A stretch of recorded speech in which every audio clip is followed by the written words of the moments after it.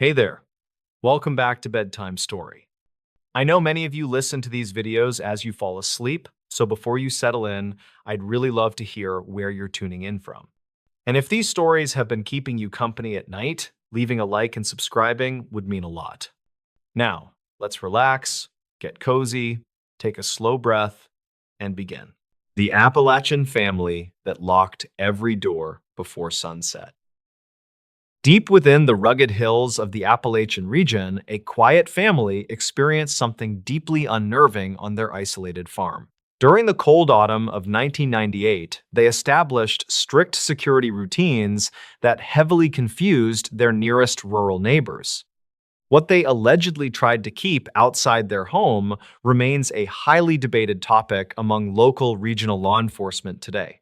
Archive notes from the subsequent state police investigation reveal a disturbing timeline that completely defies any basic logical scientific explanation. 40-year-old Arthur Miller worked as a dedicated auto mechanic and desperately wanted to restore his inherited generational property. His capable wife was a 38-year-old professional seamstress named Mary, who actively maintained their massive vegetable garden. Their primary daily objective required them to safely manage the sprawling acreage located far away from any modern paved highways. The county file from 2009 actually mentioned several highly unusual livestock disappearances forming throughout that exact rural region. They arrived in early September and immediately began carefully reinforcing the heavy wooden doors on their main farmhouse structure completely. The first quiet, freezing week passed entirely without any significant dangerous incidents as the exhausted couple slept heavily safely indoors. State records confirm that severe scattered winter storms unexpectedly bypassed their specific elevation despite highly ominous regional weather forecast predictions. However, Mary woke up shortly after midnight because she clearly heard strange, heavy scraping sounds near the steep back porch. She initially assumed a curious, hungry black bear was aggressively investigating their sealed, waterproof garbage containers near the old trees. When she cautiously shined her heavy flashlight directly outside, the heavy metallic scraping sounds instantly ceased in the cold darkness. Arthur quickly discovered a highly bizarre set of massive, deep indentations in the freezing soil the following extremely foggy morning. The strange, unexplainable deep tracks were perfectly smooth in shape, and they sank nearly 5 inches into the solid dirt. Some locals claimed a rogue commercial mining outfit operated illegally nearby, but investigators never confirmed those specific wild, unsubstantiated rumors. Arthur carefully photographed the bizarre, freezing, muddy footprints and noted that the stride length indicated a massive, heavily built creature. He calmly, rationally theorized that some unknown automated farming equipment might have dangerously crossed their remote territory completely unexpectedly overnight. The highly stressful situation escalated drastically during their second dark month when an awful chemical smell suddenly arrived continuously there. Reportedly, the foul, suffocating odor tightly resembled burning synthetic plastic mixed heavily with the sharp scent of raw industrial sulfur. Both dedicated homeowners immediately woke up, coughing violently and aggressively struggling to breathe properly inside their completely sealed master bedroom. Arthur quickly grabbed his emergency satellite radio to call for immediate outside medical assistance, but only received loud, aggressive static. Dispatch logs show no emergency distress calls were ever successfully officially recorded by the regional sheriff department during that month. They rapidly developed an intense daily routine where every single window and heavy door was violently locked tightly before sunset. Arthur frantically, urgently insisted they absolutely needed to secure their perimeter fences and install bright outdoor lighting near the barn. Mary completely strongly agreed, but they soon realized their backup analog electrical generators were constantly displaying completely erratic voltage readings. They were effectively helplessly trapped in a massive, unforgiving wilderness region known for permanently disarming highly experienced rural mountain residents. The desperate, anxious couple decided to blindly, consistently follow their strict lockdown schedule, hoping it safely deterred the hidden threat. They survived for 12 grueling, painful weeks inside the thick farmhouse, while constantly feeling intensely, directly, violently watched outside, constantly. Archive notes from Mary stated she repeatedly caught brief, terrifying glimpses of pale, smooth, large objects moving swiftly near trees. Every single time she abruptly stopped to firmly point out the hidden observer, the pale, unknown shapes instantly vanished away. Utter physical, mental exhaustion eventually heavily forced them to quickly establish a completely rigid defensive sleeping schedule by the fireplace. They huddled tightly, safely together by a small, warm fire, while strongly clutching their sturdy hunting rifles for necessary protection. Around 2 in the freezing morning, the surrounding dark, dense woods suddenly fell totally dead silent as night insects stopped.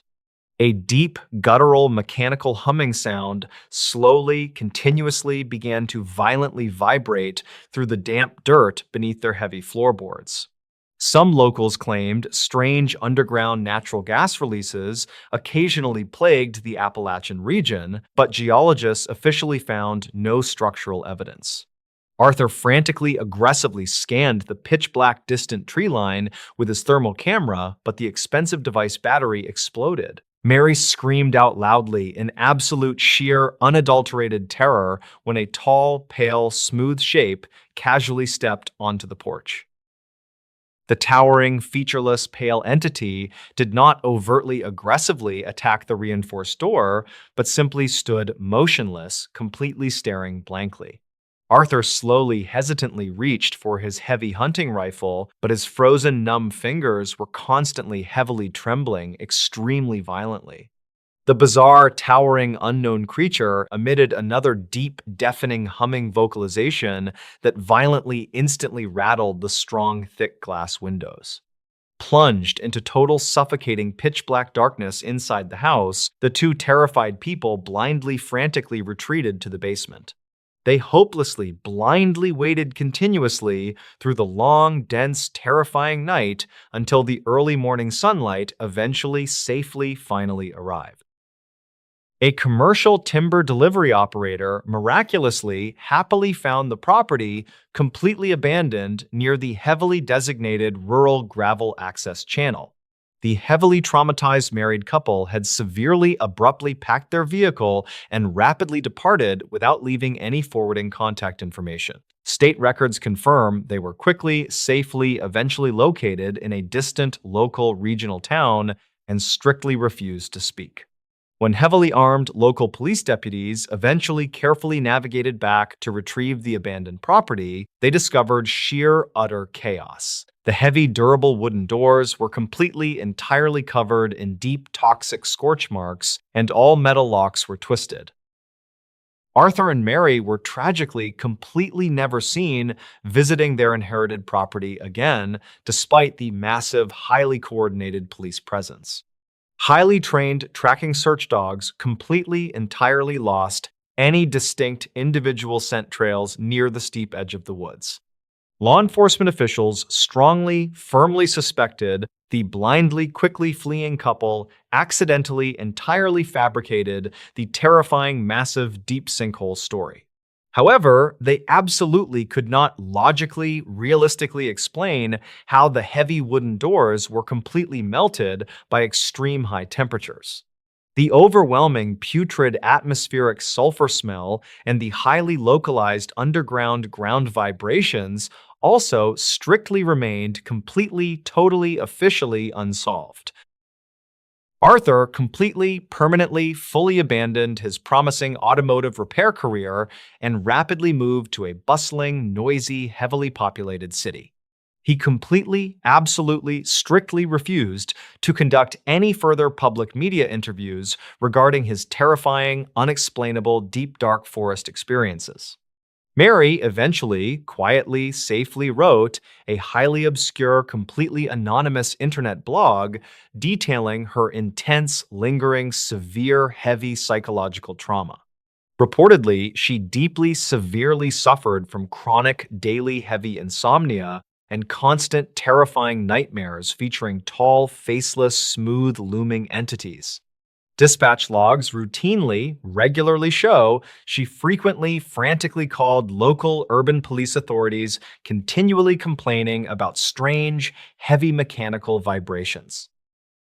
The deep, dark Appalachian farm remains mostly, completely, thoroughly abandoned and deeply, heavily feared by many local veteran rural guides. Experienced local rural real estate agents actively, aggressively, strictly discourage overly ambitious amateur novice buyers from widely exploring that acreage. Official public state records conflict regarding the actual total highly accurate number of missing livestock cases strictly linked to wilderness.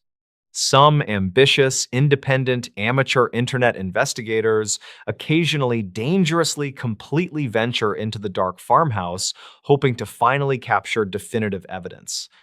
Most of them always safely return completely empty-handed, while a few others quickly emerge with deeply unsettling, disturbing stories.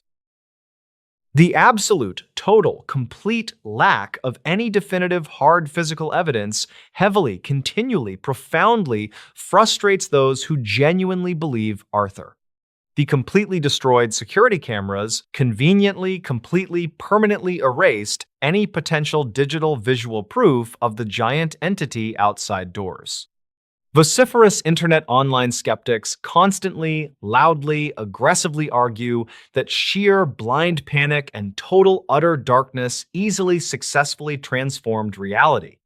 Archive notes carefully, thoroughly gathered from the official local police investigation confidently, strictly concluded that an undocumented toxic gas leaked.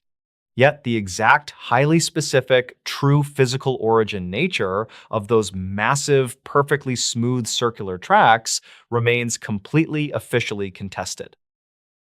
University, biology, science experts quickly, easily, permanently dismiss the crazy, ridiculous, bizarre idea of a completely unknown, massive humanoid animal. They firmly, constantly, strongly argue that an active, healthy, massive breeding population of large hidden creatures would leave physical evidence. No unusual animal organic hair samples or strange skeletal biological bone remains have ever been definitively, positively, completely, conclusively linked. Some locals claimed the federal, national, centralized government quietly, aggressively, permanently suppressed the actual truth to secretly protect classified operations. Investigators never confirmed any grand, illegal, hidden conspiracy and simply safely, permanently, officially closed the bizarre, terrifying Appalachian farmhouse case. For 20 years, nobody entered this Appalachian cabin. Deep in the dense wilderness of the Appalachian Mountains, an abandoned cabin sat completely undisturbed for 2 decades. During the early spring of 2020, a determined property appraiser finally unlocked the heavy front door. What he discovered inside the dusty, rotting structure remains a highly debated topic among regional law enforcement today. Archive notes from the subsequent state police investigation describe a highly disturbing scene that defies simple logical explanation. 45-year-old Robert Hayes worked as a highly experienced municipal property appraiser for the rural county. His primary professional objective required him to evaluate abandoned, secluded estates for upcoming public tax auction property sales. The county file from 2009 mentioned a highly unstable structural foundation regarding this specific isolated property. He safely arrived on April 4th and immediately began carefully assessing the severely overgrown exterior of the structure. The first hour of his standard inspection passed entirely without any significant dangerous incidents or unexpected safety hazards. State records confirm the regional weather forecast predicted clear skies and moderate temperatures for that entire calm afternoon. However, Robert distinctly heard strange, heavy dragging sounds echoing slowly from the upper floor of the abandoned cabin. He initially assumed a large wild animal was aggressively building a nesting den inside the warm, dry attic. When he cautiously shouted a loud verbal warning, the heavy dragging sounds instantly ceased in the dusty darkness. Robert quickly discovered a highly bizarre set of massive, deep indentations on the original hardwood floor completely inside. The strange, unexplainable tracks were perfectly smooth in shape, and they pressed heavily into the solid oak planks. Some locals claimed a rogue drifter occasionally used the abandoned structure to hide stolen heavy commercial mining equipment. Investigators never confirmed those specific, wild, unsubstantiated rumors and firmly maintained the property was completely securely locked prior. Robert carefully photographed the bizarre, smooth floor damage and noted the stride length indicated a massive, heavy object. The highly stressful situation escalated drastically when an awful chemical smell suddenly arrived continuously throughout the entire floor. Reportedly, the foul, suffocating odor tightly resembled burning synthetic plastic, mixed heavily with the sharp scent of sulfur. The dedicated appraiser immediately started coughing violently and aggressively struggling to breathe properly inside the completely sealed room. Robert quickly grabbed his portable emergency radio to call for immediate outside medical assistance, but only received static. Dispatch logs show no emergency distress calls were ever successfully officially recorded by the regional sheriff that day. Suddenly, a massive, unseen, heavy physical force violently shook the solid foundation and partially collapsed the wooden staircase. Robert scrambled frantically toward the dark open hallway and desperately aimed his high-powered flashlight toward the ceiling. The glowing beam instantly revealed an enormous, intense, dark mass standing perfectly still near the broken attic hatch. The strange, dark anomaly lacked any discernible biological features and completely blocked the normal ambient light filtering indoors. Records conflict regarding exactly how long he silently, terrifyingly watched the imposing tall anomaly before it slowly retreated. Afternoon light quickly clearly revealed that his specialized digital measurement equipment was completely shattered into tiny, useless pieces. Robert frantically, urgently decided he absolutely needed to abandon his remaining inspection gear and hike toward his truck. He soon realized his reliable backup analog compass was constantly displaying completely erratic, unexplainable, heavy magnetic directional headings. He was effectively completely disoriented inside a massive, unforgiving wilderness region known for permanently confusing, highly experienced outdoorsmen. The desperate, anxious appraiser decided to blindly, consistently follow the overgrown driveway path, hoping it safely intersected pavement.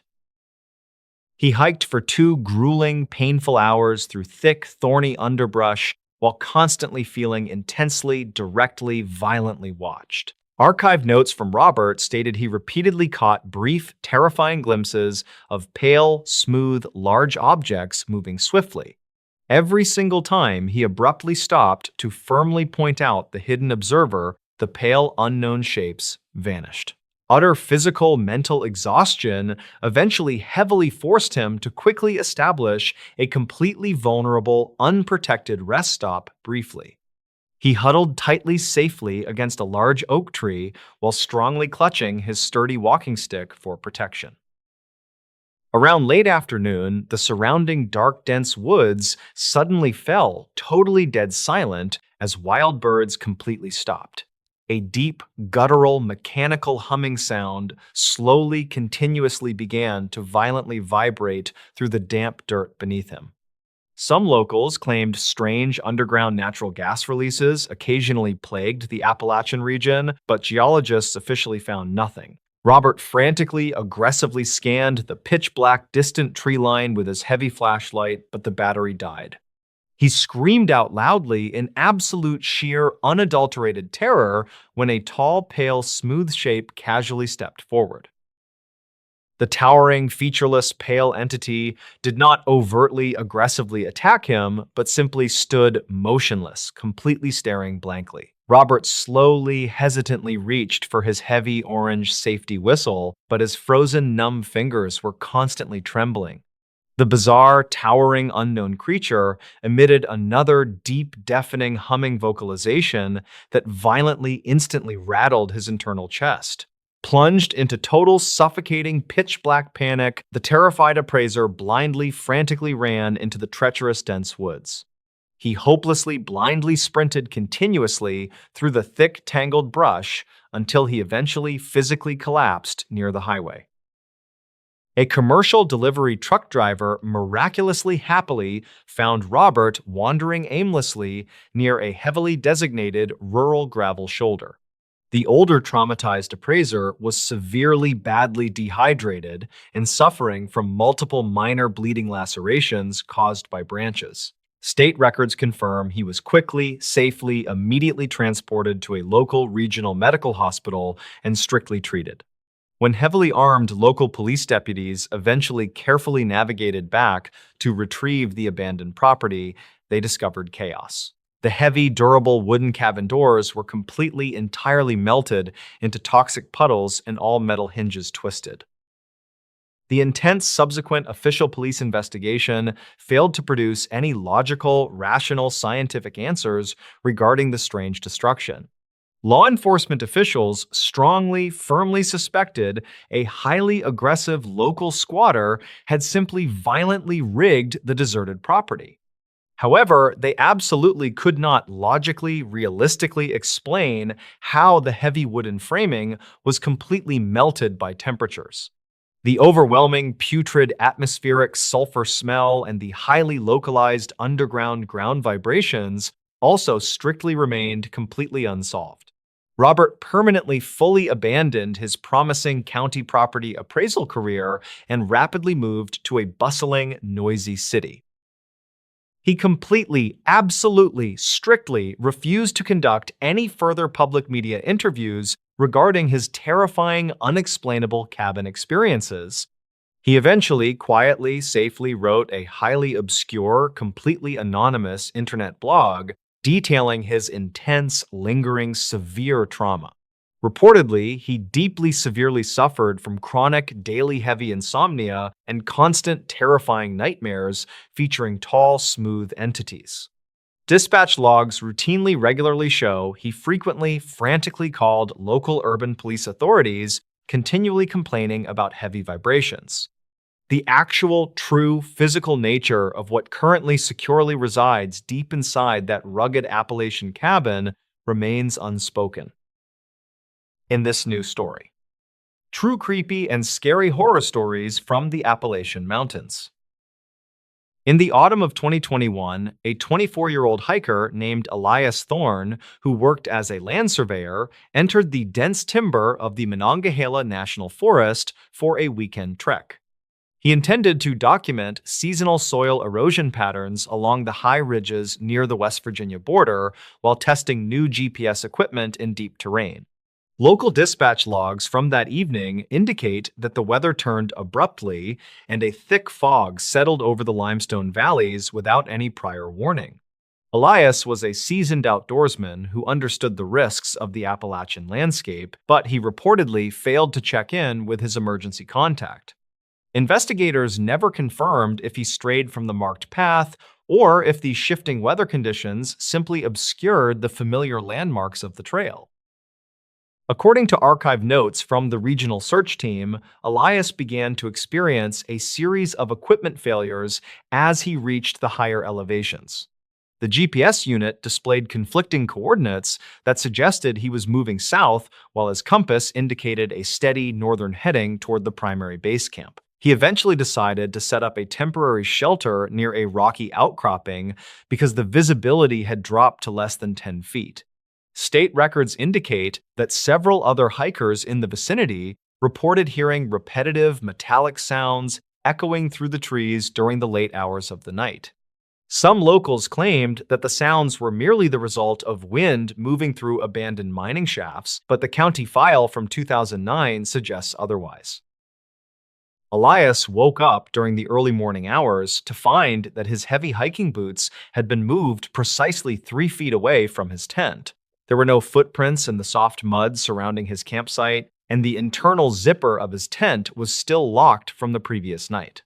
He gathered his belongings in total silence while observing that the surrounding forest had become unnaturally quiet, as if the local wildlife had fled.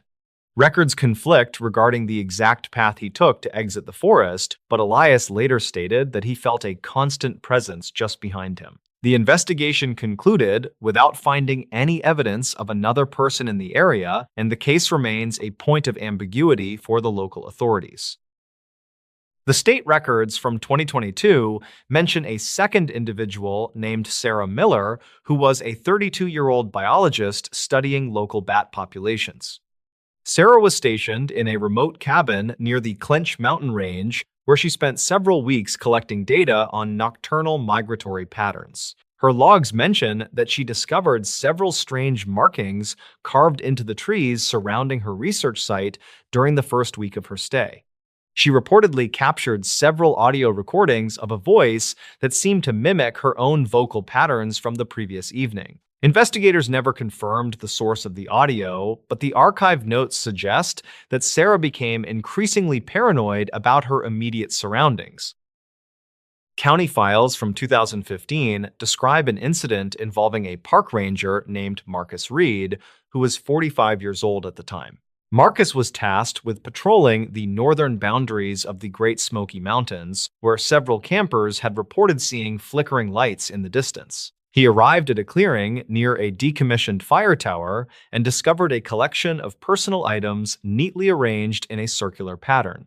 The items included a digital watch and a pair of spectacles that appeared to belong to a missing person from 2012. Dispatch logs indicate that Marcus requested immediate backup after hearing a heavy breathing sound coming from the darkness just beyond his flashlight beam. Some locals claimed that the fire tower was the site of a forgotten settlement, but official state records show no evidence of any historical structures. Marcus reported that he saw a tall figure standing perfectly still near the base of the tower, but the figure vanished when he approached. The county file from 2009 mentions a similar encounter involving a group of hunters who were tracking deer in the same region. These men reportedly abandoned their equipment and fled the area after witnessing a series of blue flashes emanating from the forest floor. Investigators never confirmed the cause of the flashes, and the terrain was later declared off-limits for several months following the incident. A third individual, named James Bennett, was a 50-year-old retired police officer who enjoyed solo camping trips in the Blue Ridge Mountains. In the spring of 2016, he planned a 5-day excursion through a section of the forest known for its treacherous slopes. James was equipped with a high-frequency radio and a detailed map of the region that he had used for over 20 years. Archive notes indicate that he sent a brief transmission on the second night, stating that he had found an unmarked cave entrance. The transmission ended abruptly with a sharp static noise that the dispatch center was unable to filter or identify using standard equipment. Search teams arrived at the coordinates of the cave entrance only to find that the opening had been blocked by a massive rockfall. They discovered James's radio sitting on top of a flat stone, but there was no sign of a struggle or any physical tracks. Records conflict about whether the rockfall was a natural occurrence or if it had been triggered by an external force during the night. Some locals claimed to hear a muffled tapping sound coming from behind the rocks, but the sound was never captured on official recording devices. The state records from 2017 officially closed the case as a tragic accident involving an unforeseen geological event in a remote area. Investigators later discovered a series of photographs on James's camera that depicted a dark corridor lined with what appeared to be rusted metal doors. The photographs were blurry, and the light source was insufficient to provide a clear view of what lay beyond the threshold of the cave. Dispatch logs from that period show that several unauthorized individuals attempted to access the site before it was permanently sealed by the county. The county file from 2009 mentions a local legend about a hidden facility, but no evidence of such a place exists. James remains missing, and the true nature of the unmarked cave entrance continues to be a subject of intense local debate. In the winter of 2018, a 29-year-old geographer named Thomas Vance traveled to the rural outskirts of Kentucky. Thomas was employed by a private environmental firm to map the underground water tables and limestone aquifers hidden beneath the rugged hills. He reportedly established a base camp in a valley that local residents often avoided due to the frequent presence of heavy ground mist. State records from that month indicate that Thomas made several calls to his supervisor regarding anomalous readings on his seismic detection tools. The readings suggested that a large hollow space existed directly beneath his tent, but no known maps indicated any subterranean tunnels. According to dispatch logs, Thomas reported that the ground beneath his feet felt like it was vibrating rhythmically every night at 3 a.m. He decided to document the phenomenon using a high-sensitivity microphone and a series of motion sensors placed around the valley floor. Archived notes show that Thomas recorded a sound that resembled a low-frequency hum that caused structural damage to his electronic gear. Investigators never confirmed the source of the vibration, but the county file from 2009 mentions similar reports from local farmers. Thomas was found 3 days later wandering along a remote logging road in a state of deep confusion and physical exhaustion. He reportedly claimed that he had seen a series of vertical shafts hidden beneath the thick brush that were lined with smooth glass. The state records indicate that Thomas had lost all memory of how he had escaped the valley or where his equipment went. Search crews returned to the campsite, but they discovered that the entire area had been swept clean of any human presence. Even the flattened grass where his tent had stood was now standing upright as if no weight had ever been applied. Records conflict on whether Thomas suffered from a medical episode or if he had encountered an undocumented geographic feature in the hills. In this new story, something followed them while camping. In the deep woods of the Cascade Mountains during July of 2024, a terrifying event reportedly changed 2 lives. Mark was a 28-year-old civil engineer who often looked for peace within the remote regions of the Pacific Northwest. He had spent years exploring the various trails of Washington state, and he felt very comfortable in the dense evergreen forests. His partner, Sarah, was a 27-year-old pharmacy technician who wanted to escape the stress of her daily office work. They had planned this specific trip for several months, and they were both excited to spend some time under the stars. The couple arrived at the trailhead early on a Friday morning while the mist was still clinging to the tall pine trees. They checked their equipment one last time, and then they began the long journey toward a high ridge overlooking a lake. Dispatch logs from the Forest Service show that they had registered their itinerary with the local ranger station before they started. The path was steep and narrow, but they made good time as they climbed higher into the rugged and wild terrain. They reportedly found a suitable campsite near a small stream that provided them with a reliable source of fresh and cold water. Sarah began setting up their small tent, while Mark gathered enough firewood to last them through the duration of the chilly night. The sun began to dip below the horizon, and the shadows grew long across the forest floor as they finished their work. They didn't see anyone else on the trail that day, and they believed they were completely alone in the vast wilderness. While they were eating their dinner by the fire, Sarah mentioned that she felt a strange presence looming just beyond the light. Mark scanned the dark perimeter with his high-powered flashlight, but he didn't see anything unusual among the thick trunks of the trees. He told her that it was likely just a deer, or perhaps a small bear foraging for food in the nearby brush. They tried to relax, but the oppressive silence of the forest made them feel increasingly uneasy as the night grew much colder. State records later indicated that the couple went to sleep around 11 o'clock, but their rest was interrupted by a rhythmic tapping. Something was reportedly striking the side of their tent with a light and persistent force that sounded like a thin wooden stick. Mark sat up and listened intently to the sound, but it stopped as soon as he reached for his tactical camping knife. He didn't want to alarm Sarah, so he stayed quiet while he stared at the thin fabric of the tent wall. The next morning, they found several small stones placed in a perfect circle around the cold remains of their campfire from the night. Sarah was certain that those rocks were not there when they had gone to sleep, and she started to feel very afraid. Mark tried to find a logical explanation for the circle, but he couldn't think of any natural process that would do that. They decided to keep their original plan and hike further into the mountains, despite the growing sense of dread that they felt. County files from 2024 note that the couple felt a heavy presence following them as they moved up the trail. Every time they stopped to rest, they would hear the sound of branches breaking in the thick woods about 50 yards behind. Mark looked back several times, but the dense foliage made it impossible to see if a person or an animal was there.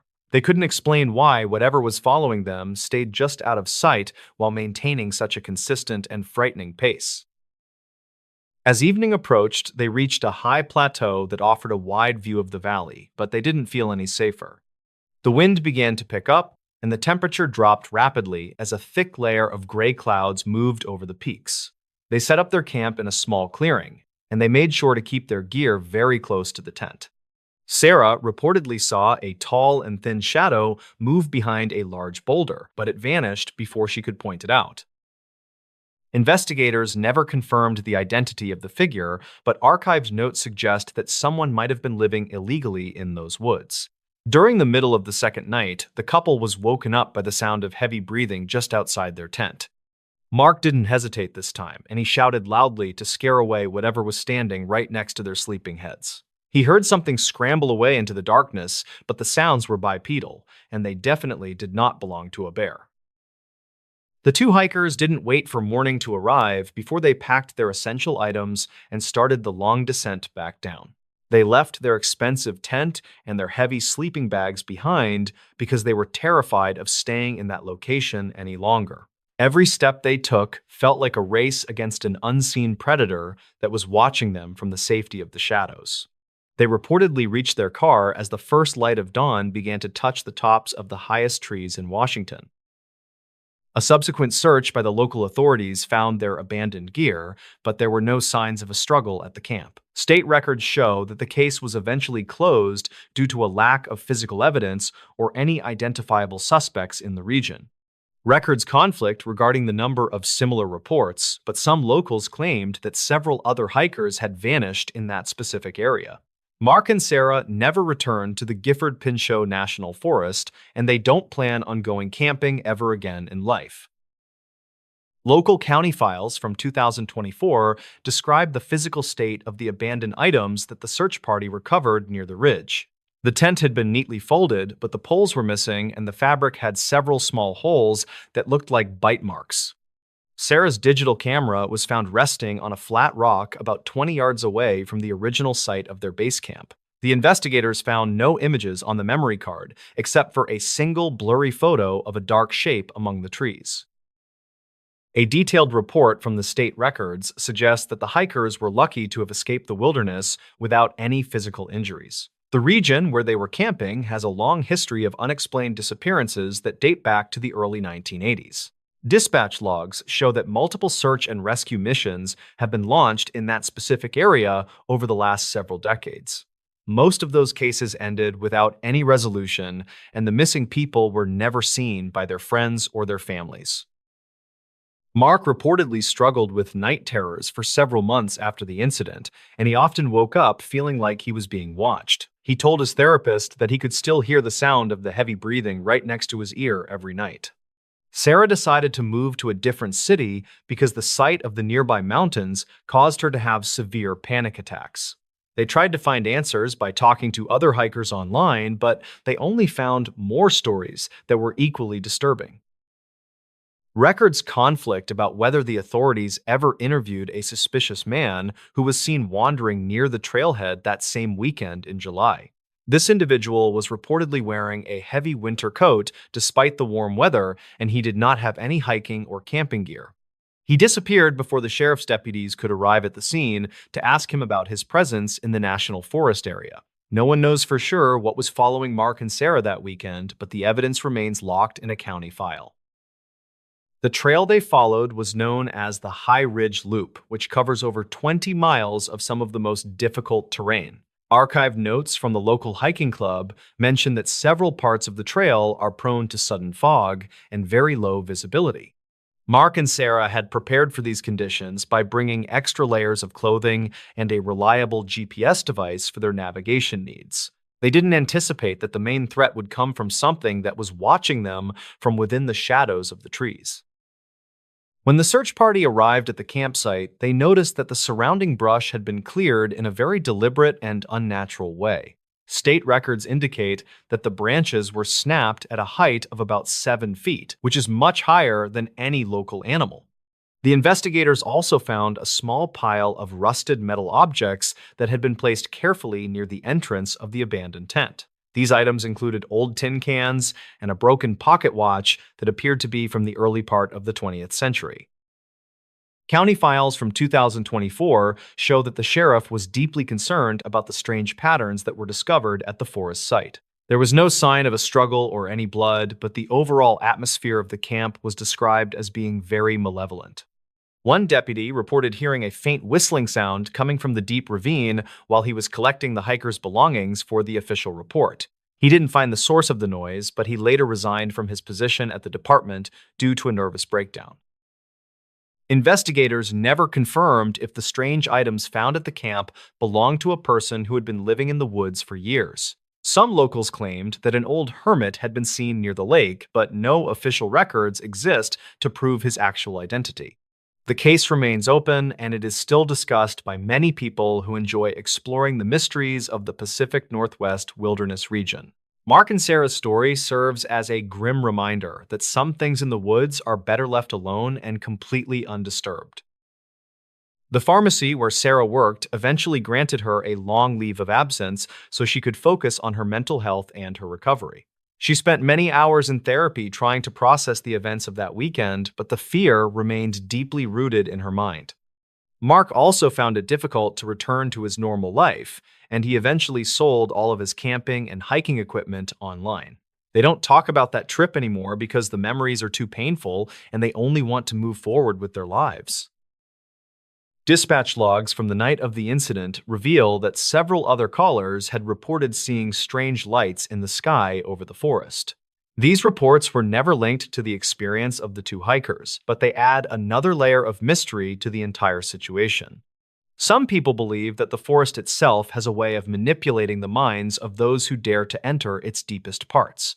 Records conflict on this theory, but the fact remains that Mark and Sarah were changed forever by what they experienced in Washington.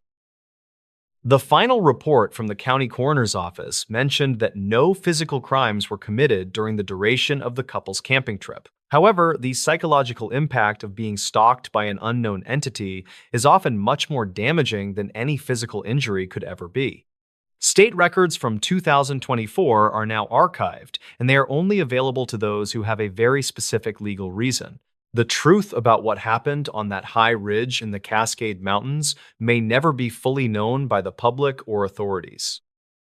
A local reporter attempted to investigate the history of the High Ridge Loop, but he found that many of the files were missing. He reportedly spoke to a retired forest ranger who claimed that the government had purchased several large tracts of land in that area. These state records were allegedly sealed for national security reasons, but no one could explain why a forest would need such high protection. The reporter eventually dropped the story after he received several anonymous phone calls warning him to stop his research into the local matter. Mark once told a close friend that he saw a face peering through the mesh of the tent during the second night of camp. He described the features as being very pale and sunken with eyes that seemed to reflect the light of the dying embers outside. Sarah reportedly didn't see the face, but she felt the weight of something heavy pressing against the side of her sleeping bag. They both agreed that the entity was not trying to help them, but was instead waiting for the perfect moment to strike. The trail has since been closed to the public due to a series of rock slides that made the path too dangerous for most hikers. Some locals claimed that the rock slides were not a natural event, but were instead caused by someone who wanted to keep people away. Investigators never confirmed these rumors, and the official state records simply cite the weather as the primary cause for the trail closure. The Gifford-Pinchot National Forest remains a place of beauty and mystery, but for some, it is a place of absolute terror.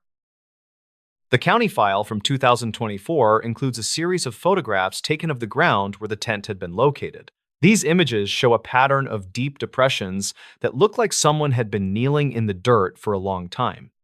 Investigators never confirmed what caused these marks, but they were certainly not made by any equipment that the hikers had brought along. Some locals claimed that this specific spot was known to be avoided by the native tribes who lived in the region. State records show that the case was officially moved to a cold status after 6 months of investigation yielded no new leads. The hikers tried to resume their lives, but the psychological scars were far more permanent than they could have ever possibly imagined. Sarah reportedly sold her house and moved to a city that was far away from any large forests or remote wilderness areas. Mark began to study the local history of the Cascades in an attempt to find some kind of peace or closure. He reportedly found several old newspaper articles that mentioned a similar incident occurring in the same general area back in 1982. Those records conflict with the official police reports of that time, which stated that the missing hikers had simply lost their way. However, the archived notes from the search team described finding the exact same circle of stones around the abandoned campfire. This detail was never released to the general public, and it remains a secret kept within the locked files of the county. The story of Mark and Sarah is a quiet but terrifying example of the unknown dangers that can lurk in our world. We like to think that we're safe when we enter the woods, but the truth is often much more complex and frightening.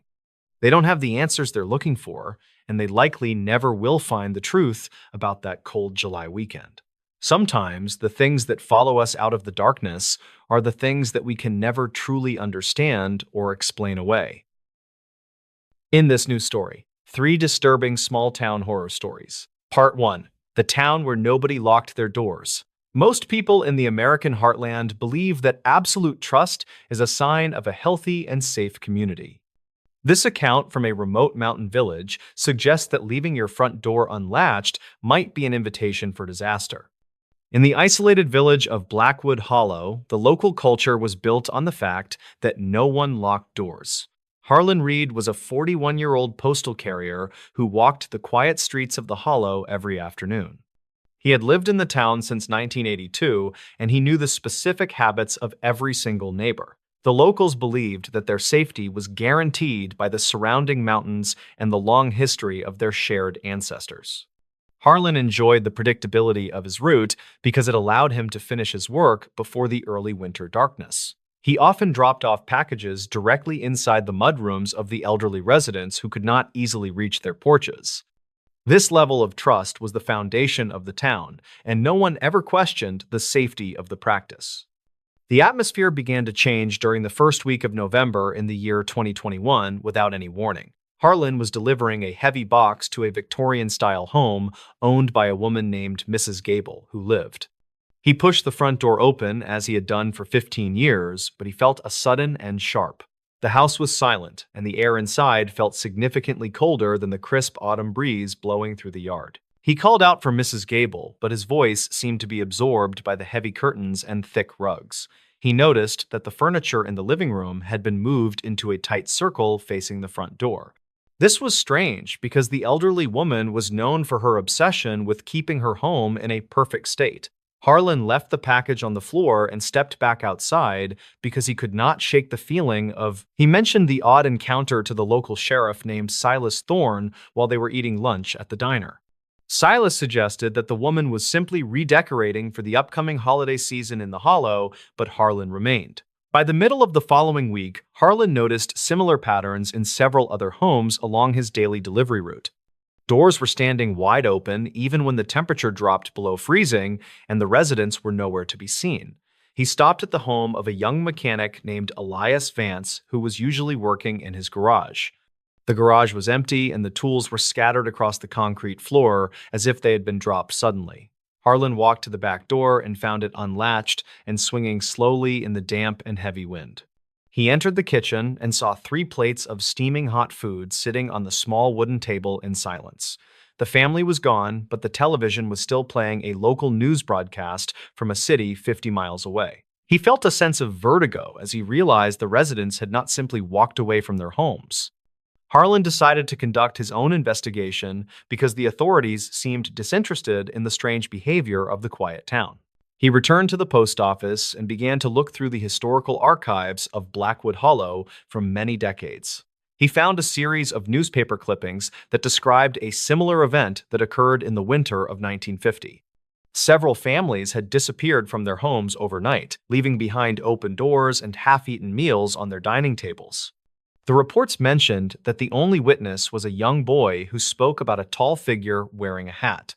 This figure reportedly walked through the streets and knocked on every door that was not properly secured with a bolt. Harlan realized that the current residents were following a tradition that they did not fully understand or even remember. They left their doors open because they believed it kept them safe from the thing that wanted to enter.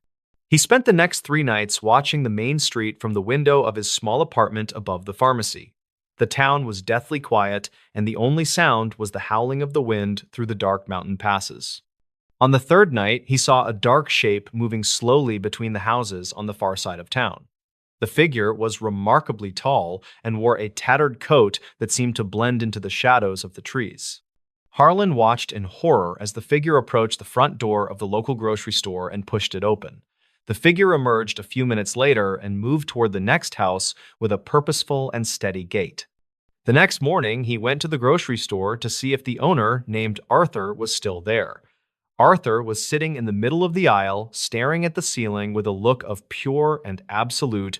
He did not respond when Harlan called his name or when he shook him gently by the heavy coat. Harlan realized that the town was being harvested by something that used the open doors as an invitation to enter. The residents were not being taken by force, but were surrendering to a force they could not possibly hope. He returned to his apartment and finally did the one thing that no one in the town had ever. He closed his front door and turned the heavy brass deadbolt until he heard a loud and satisfying click. The scratching started at exactly midnight and continued for several hours as the entity circled the small and dark apartment. Harlan could hear the heavy breathing of the thing on the other side of the thin wooden door in silence.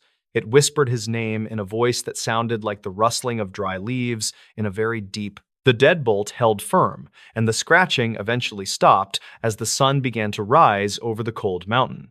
He finally gathered the courage to open the door and walk out into the streets of the hollow once more. The town was completely empty, and there was no sign of the residents or the tall figure in the.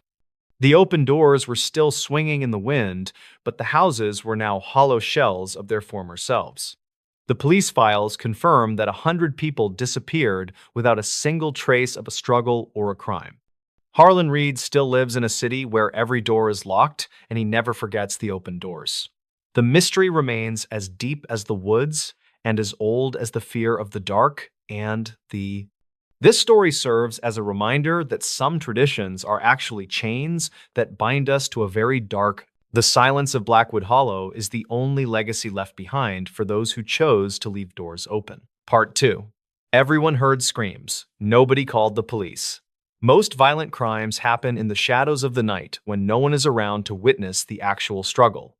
This story is different because it happened in the middle of a crowded neighborhood where every single person was listening. The bystander effect is a documented phenomenon where people fail to help when others are present in a large group. In the autumn of 2021, a small community in Ohio learned how dangerous this silence can truly be. Vance Whitaker was a 45-year-old retired machinery operator who lived in a brick apartment complex in Ohio. He liked the quiet nature of the suburbs because it allowed him to focus on his gardening and local woodcraft. On the night of October 12, 2021, he was sitting in his living room watching a classic film. The complex was designed with a central courtyard where residents often gathered to talk during the warm summer months now. At approximately 10 o'clock that night, a piercing scream echoed through the courtyard and vibrated against the thin glass windows. Vance paused his movie and looked toward the window, but he did not see any movement in the dark shadows. He noticed that the moonlight was casting long and jagged shapes across the brick walls of the apartment buildings tonight. He assumed it was just a group of teenagers playing a prank or perhaps a loud television in another unit. He waited for several minutes for a second sound, but the courtyard remained deathly silent under the dim yellow lights. The air was thick with the scent of damp leaves and the lingering smell of charcoal from a nearby grill. He decided to go back to his movie and ignored the nagging feeling that something was wrong in the complex. Another scream rang out 10 minutes later, followed by the sound of heavy footsteps running across the wet pavement below. Vance stood up and walked to his balcony, but he could only see the silhouettes of his neighbors looking out. No one was shouting for help, and no one was running outside to investigate the source of the terrifying noise. He saw the lights in the apartment across the way flicker on and then off as if someone was watching. Vance felt a sense of relief because he assumed his neighbors were already calling the police to report the disturbance. He sat back down on his worn leather sofa and tried to focus on the dialogue of the old film. The screaming stopped after 30 minutes and was replaced by the low hum of the wind through the courtyard trees. He went to bed shortly after midnight, convinced that the situation had been resolved by the local authorities already today. The next morning, he woke up to the sound of sirens and saw several police cruisers parked in the lot. Yellow crime scene tape was draped across the entrance to the courtyard where he had heard the screams last night. He walked outside and saw a group of his neighbors standing together with looks of deep confusion and mounting guilt. A detective named Silas Thorne began to knock on every door to ask if anyone had heard anything unusual recently. Vance told the detective about the screams and mentioned that he thought someone else had already called the emergency line. The detective looked at his notepad and informed Vance that not a single person in the complex had called them. There were 48 occupied units in the building, and every single resident admitted to hearing the screams that night. They all gave the same excuse that they assumed someone else would take the responsibility for calling the police now. The victim was a 30-year-old woman named Elena Vance, who worked as a night shift nurse nearby today. She had been attacked while walking from her car to the front door of her building in the open air. The investigation revealed that the attacker had stayed in the courtyard for over an hour because he knew no one. He had moved with a calculated slowness because he realized the neighbors were watching but doing nothing to stop him. The forensic team found several discarded cigarette butts near the bushes where the attacker had waited for his next move. The most disturbing part of the case was the realization that the screams were not actually coming from Elena Vance. The detective found a small digital recorder hidden in the bushes that was programmed to play a loop of screams. The attacker had used the recording to desensitize the neighbors and see if anyone would actually step outside to help. Elena had been taken in total silence while the neighbors were distracted by the loud and artificial noise in courtyard. The police found her car door wide open and her keys still hanging from the lock in the driver's side. The twist in the investigation came when they reviewed the security footage from a camera hidden in the lobby area. The man who planted the recorder was not a stranger, but a resident who lived on the third floor now. His name was Julian Reed, and he was a quiet 38-year-old accountant who never caused any trouble. He had spent weeks studying the habits of his neighbors to ensure that his psychological experiment would work perfectly today. Julian did not want to kill anyone, but he wanted to prove that the community was built on false trust. He had taken Elena to a nearby warehouse and left her there safely to show how easy it was. The police found Elena unharmed, but the psychological damage to the residents of the complex was permanent and very deep. Every person who lived in that building eventually moved away because they could no longer look at their neighbors' faces. Vance Whitaker left Ohio a month later and moved to a small cabin where he did not have any neighbors. He realized that the silence of the woods was much safer than the silence of a crowd of indifferent people. The case remains a chilling reminder that we cannot always rely on others to do the right thing in moments.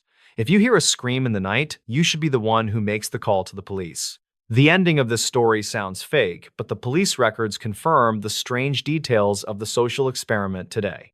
Some people want to watch the world burn, and others just want to watch their neighbors do absolutely nothing now. Local psychologists often cite the Blackwood Hollow incident as the perfect example of how urban isolation affects our basic instincts. It remains a mandatory case study for university students who are learning about the complex nature of human social behavior. The recorded screams are still kept in a secure evidence locker at the police station as a grim historical artifact. People who move into the complex today are never told about the night that everyone listened to the darkness alone. Vance Whitaker sometimes looks at the old news clippings and wonders if he would do anything differently if it happened. The silence of the neighborhood was a choice that 48 people made together without ever saying a single word. The world is full of sounds, but the most important ones are often the ones that we choose to ignore. Part 3. The family everyone avoided. Most people who live in the rural corners of northern Maine understand that privacy is a very respected local tradition. There was one specific household on the edge of the woods that made even the most hardened loggers feel uneasy. Beckett Lowry was a 45-year-old carpenter who supposedly moved into the old Miller estate in the winter. He was joined by his wife Alara and their young daughter Maisie, who was rarely seen playing in the yard. The neighbors noticed immediately that the family never traveled into town to buy groceries or supplies like a normal family. They would only see the three of them standing at the edge of the dark forest during the late evening. The Lowry family stood perfectly still for hours while staring into the dense trees as if they were waiting there. No one in the small community ever dared to knock on their door or offer a warm welcome to the quote. The local mail carrier, named Arthur, was the only person who had any regular contact with the strange Miller property. He noticed that the grass in the front yard never seemed to grow despite the heavy rain of the spring. The windows of the house were always covered with thick black fabric that prevented anyone from seeing the interior rooms. In the summer of 1997, Arthur noticed that the mailbox was overflowing with letters and local circular advertisements. He walked up the porch steps and felt a sudden drop in temperature that made his skin crawl with dread. He looked through a small gap in the window fabric and saw the three family members sitting at the table. They were not eating or talking, but were simply staring at the front door with wide and unblinking pale eyes. Arthur dropped the mail and ran back to his truck because the silence from the house felt like He reported the strange incident to the local sheriff named Silas Thorne, who had been patrolling the area for years. Silas was a practical man who did not believe in local legends or the whispered fears of the nervous townspeople. He agreed to perform a welfare check on the Lowry family to ensure that no one was sick or hurt. The sheriff drove to the estate the following morning and found the front door was standing wide open and unlatched. He stepped inside the foyer and was immediately struck by the thick layer of dust covering every single piece of. It looked as if no one had lived in the house for at least 30 years despite the recent sightings. He walked into the kitchen and found the three family members sitting exactly where Arthur had described them the day. The sheriff approached Beckett Lowry and touched his shoulder, but the man did not move or respond to the contact. Silas realized with a shock that the bodies were not alive, but were perfectly preserved and very realistic wax figures. He searched the rest of the house and found a collection of old newspaper clippings hidden under the floorboards. The articles described a family named Lowry who had disappeared from a different state in the year 1967. The photographs in the newspapers matched the faces of the wax figures sitting in the kitchen with terrifying and exact. Silas found a journal in the basement that described a man who wanted to recreate his lost family forever today. The writer had spent decades building the figures and moving them around the yard to simulate a normal and living crumb. The neighbors had not seen a real family, but had been watching a grieving man move statues in the dark. The investigation revealed that the real Beckett Lowry had died of natural causes in the basement several months prior today. His body was found resting near a workbench filled with sculpting tools and various jars of heavy industrial grade. The mystery of why the neighbors saw the figures standing on their own remains a topic of local debate now. Some people believe the grief was so strong that it left a permanent stain on the old Miller estate grounds. The house was eventually torn down, but people still avoid the empty lot where the family used to stand. The forest is quiet now, and no one stands at the edge of the trees during the late evening hours. It is a reminder that the things we avoid are often much sadder than the monsters we usually imagine. The police files confirm that the Lowry family was never actually in the state of Maine during that time. In this new story, the Cumberland wilderness went silent, then we heard it. The dense forests of the Cumberland Gap hold a history of strange occurrences that the local authorities rarely discuss. Gideon Thorne had spent nearly 30 years patrolling the deep woods of the Cumberland wilderness near the quiet Kentucky border. The summer of 1997 was the hottest season on record, and the local wildlife had grown very restless. Gideon was 48 years old, and he oversaw a small team of rangers who focused on the southern ridges. His job required him to manage the safety of hikers who often underestimated the complexity of the ancient limestone caves. He carried a heavy radio and a notebook filled with the coordinates of every hidden spring in his large sector. A wildlife researcher named Beckett Sterling arrived at the ranger station during the first week of August to study birds. Beckett was 32 years old and he specialized in bioacoustics, which is the study of natural forest sounds. He told the ranger he wanted to record the rare owls that lived in a remote valley called Blackwood Hollow. Gideon checked his permits and reminded the young man that the hollow was known for its unusually thick morning fog. Beckett just smiled and he adjusted the straps on his large pack before heading toward the dark forest trail ahead. The ranger watched the researcher disappear into the tree line and he felt a familiar weight of concern in chest. The first 5 days of the expedition passed without any major issues, and the weather remained remarkably clear and sunny. Beckett sent a brief radio check-in every evening at exactly 6 o'clock to confirm his location and safety.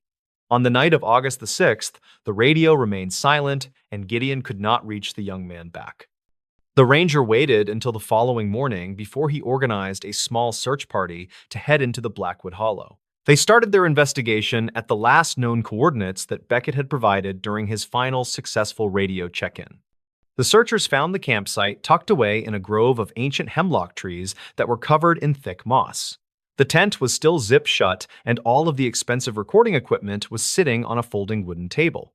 Gideon noticed that the entire forest was eerily quiet, and not a single bird was singing in the morning light. There were no signs of a struggle, and the food supplies belonging to Beckett were still sealed in plastic bags. The search party expanded their perimeter, but they could not find any footprints or broken branches in the surrounding area. Gideon found a digital recorder that was still running, and he put on the headphones to listen to the print. The audio file started with the normal sounds of the forest, including the wind in the trees and distant owls. At exactly midnight on the recording, the woods went completely silent, as if someone had turned off a giant switch. The silence lasted for nearly 4 hours, and the only sound was the faint hum of the internal electronic components. Then a rhythmic tapping started to echo through the speakers, and it sounded like a person using a heavy hammer. Beckett could be heard whispering into his microphone about a large shadow that was moving through the trees near camp. He described a figure that was at least 8 feet tall, and it moved without making any sound on leaves. The researcher sounded terrified, and he said the creature was mimicking the sound of his own voice back to him. According to the recording, the being stood just outside the tent, and it repeated the exact words Beckett spoke. The final entry ended with a loud, metallic screech and the sound of something heavy being dragged across the ground. Gideon felt a chill go down his spine as he realized that the researcher was not alone in Hollow. The search party spent the next 3 days scouring every inch of the valley, but they found absolutely nothing new. Gideon decided to review the archived dispatch logs from the early 1970s to see if this happened before then. He discovered that 3 other researchers had vanished in Blackwood Hollow under the exact same circumstances during the summer months. Each case involved a period of total forest silence, followed by reports of strange voices echoing through the limestone caves.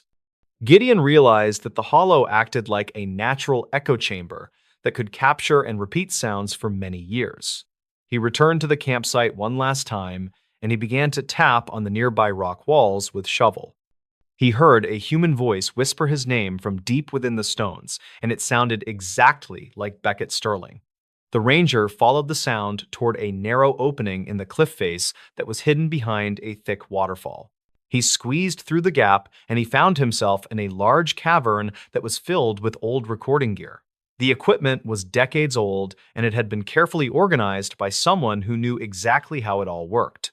Gideon found a final journal entry from a missing ranger who had disappeared in 1974 near the hollow. The writing described a group of beings who lived in the caves and used sound to hunt their human prey. These creatures could perfectly mimic the voices of loved ones to lure people away from their safe and marked trails. Gideon realized that Beckett had been tricked into following a voice that sounded like a friend calling for help.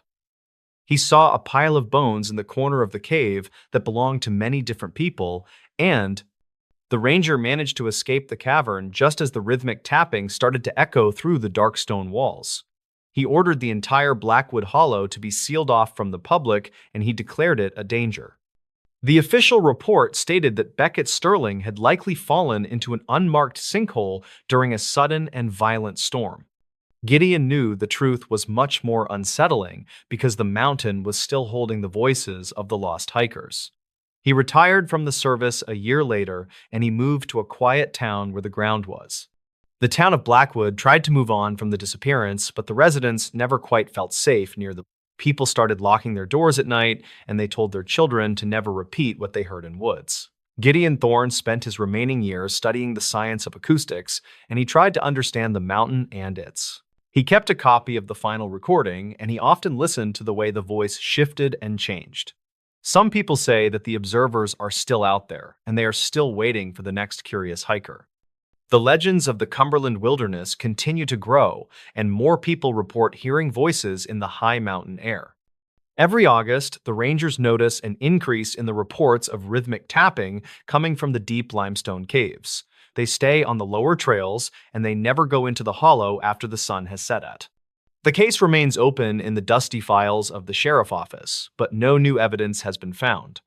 The forest remains thick, and the secrets of the Cumberland Gap are buried deep within the cold gray stone. Gideon often wondered if Beckett was still in the cave, and if he was still calling out for someone. He knew that some mysteries are better left alone in the dark corners of the world, where the wind.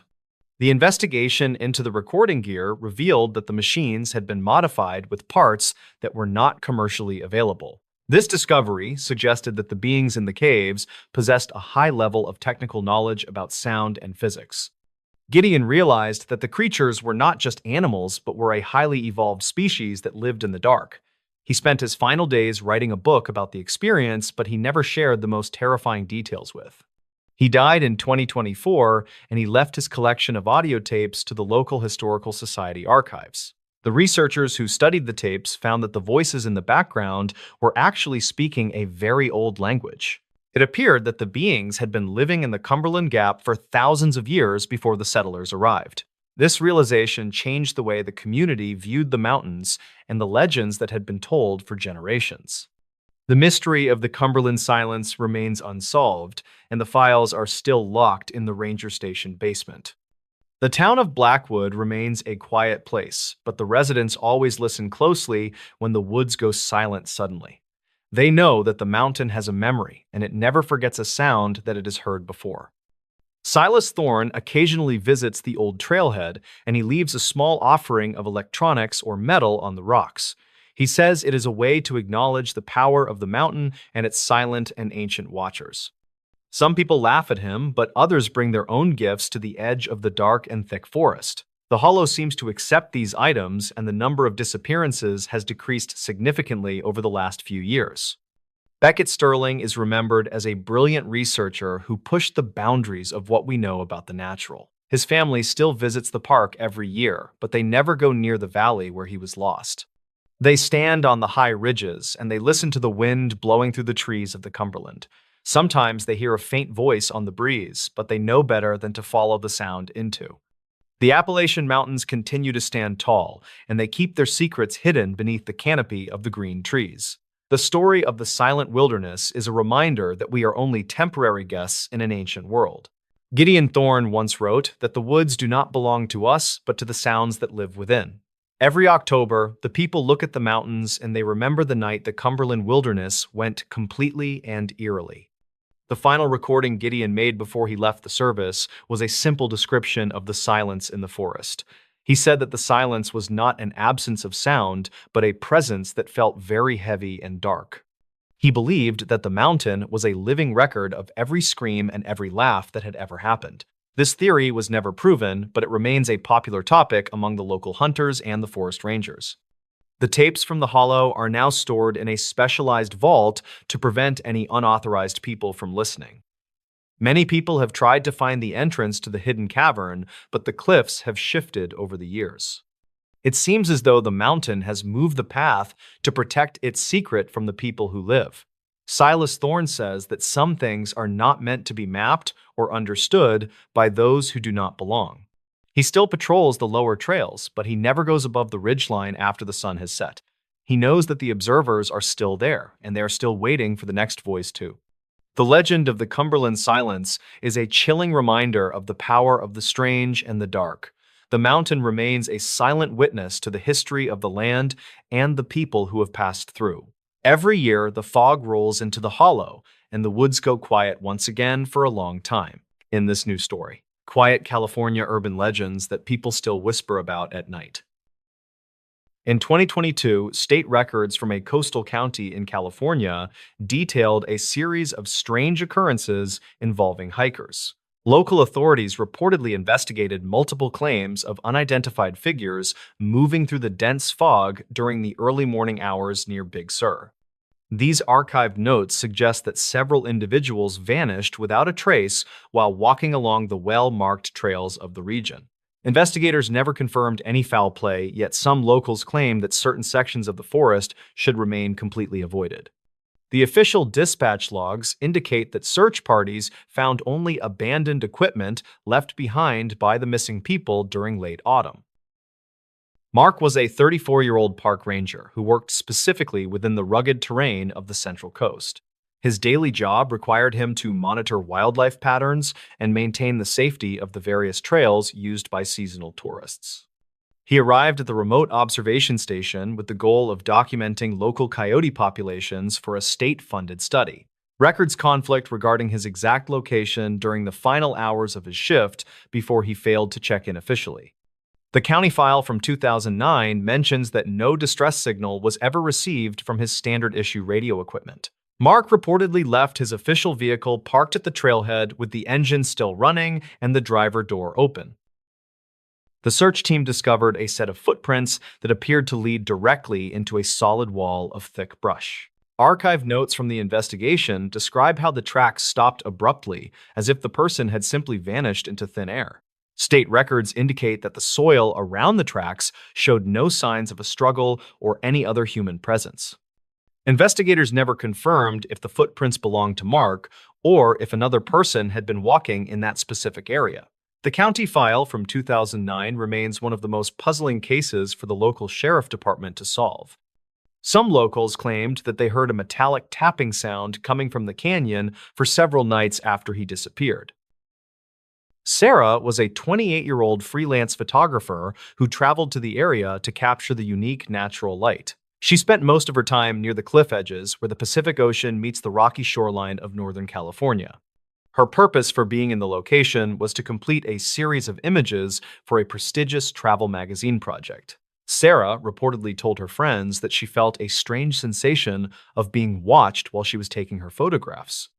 State records show that her last social media post was a photo of the ocean taken at 4 in the afternoon. The image appears to show a dark shape standing just behind a cluster of trees on the edge of the cliff. Dispatch logs reveal that several residents called the police to report a woman screaming near the beach that same evening. Investigators never confirmed the source of the screams, and they found no evidence of any person being in distress there. Archive notes describe how her car was found, with the keys still in the ignition and her wallet on the seat. Some locals claimed that the coastal fog can play tricks on the ears and make the wind sound like human voices. State records from 2023 indicate that a commercial diver found a small piece of blue fabric near the rocks. This fabric reportedly matched the color of the jacket Sarah was wearing on the day that she was last seen alive. The small-town residents often speak about a third individual named David, who was a 40-year-old local historian. David spent many years collecting old maps of the Sierra Nevada mountains to find the location of the lost village. The county file from 2009 includes a map that he had hand-drawn with several red circles on it. State records show that he purchased a large amount of survival gear just 2 days before he left for his trip. Some locals claimed that David believed the lost village was protected by people who did not want to be found. Investigators never confirmed if he reached his destination, but they found his empty tent near a remote mountain stream. Archive notes mention that the tent was torn from the inside, as if something was trying to get out quickly. A local rancher reportedly told the sheriff that he saw a group of men dressed in dark clothing near the stream.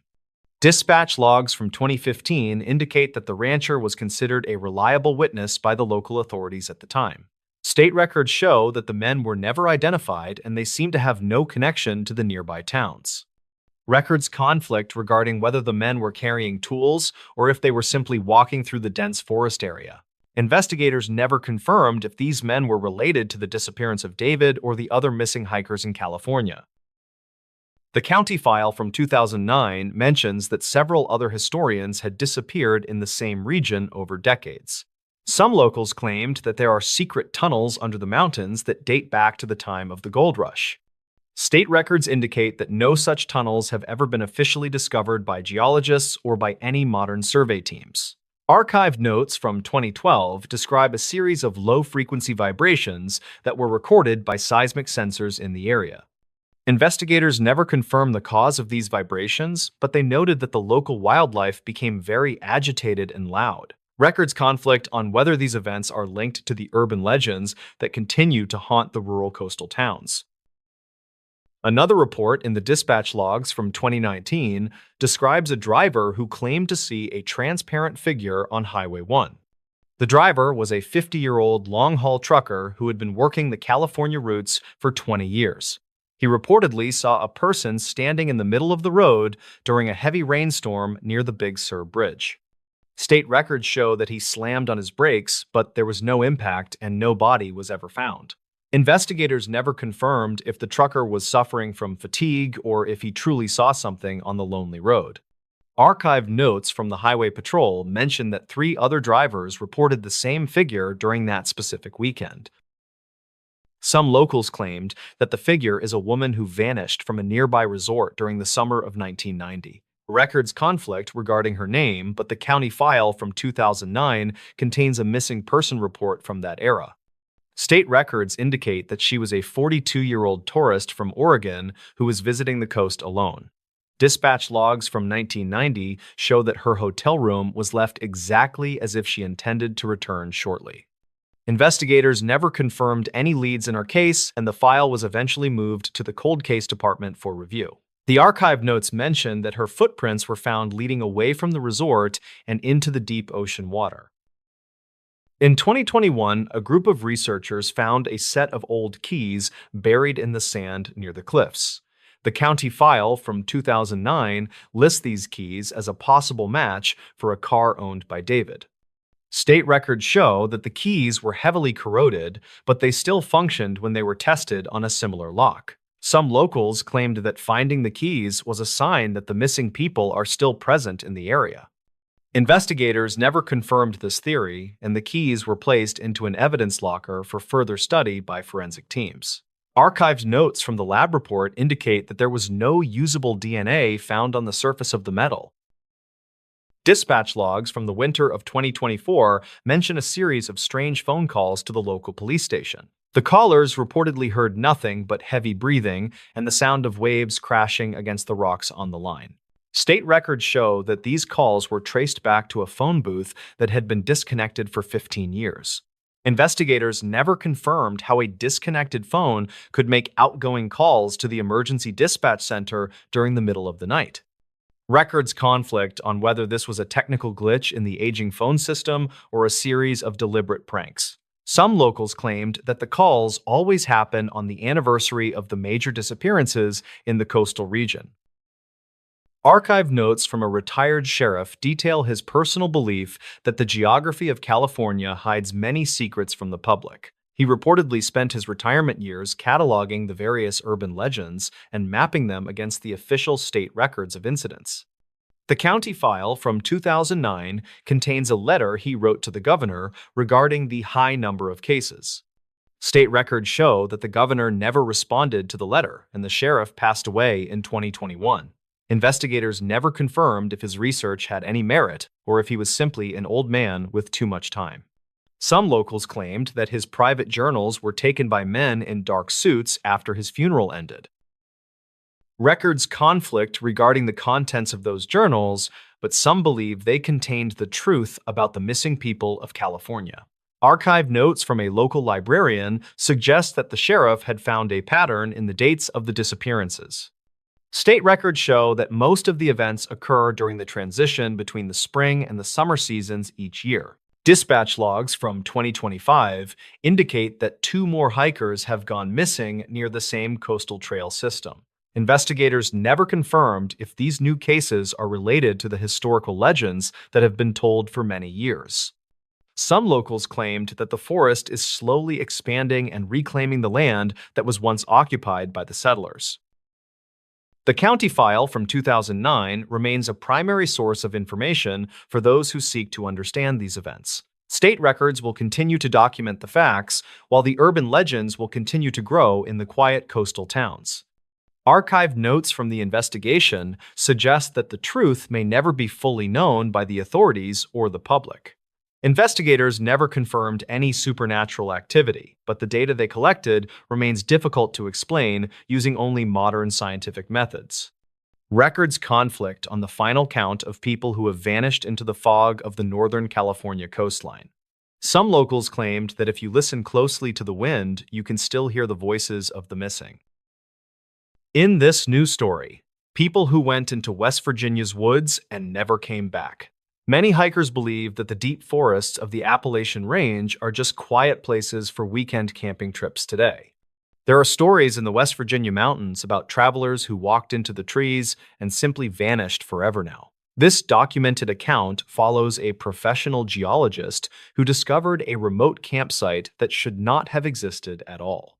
Gideon Vance was a 46-year-old hydrogeologist who specialized in mapping underground springs in very remote areas. He was known for his calm personality and his ability to survive in the wilderness for several weeks alone. In the spring of 2022, Gideon was hired to survey a valley near the edge of the forest.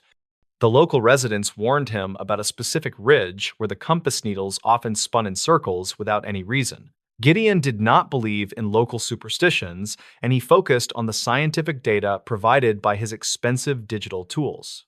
He packed his waterproof gear and hiked deep into a canyon where the cell phone signals were completely non-existent. The equipment in his heavy pack included a laser level and a high-precision digital watch that used satellite signals.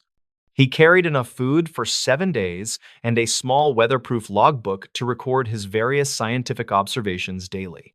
The air in the canyon was heavy and smelled of damp moss and the ancient stone of the rising mountain.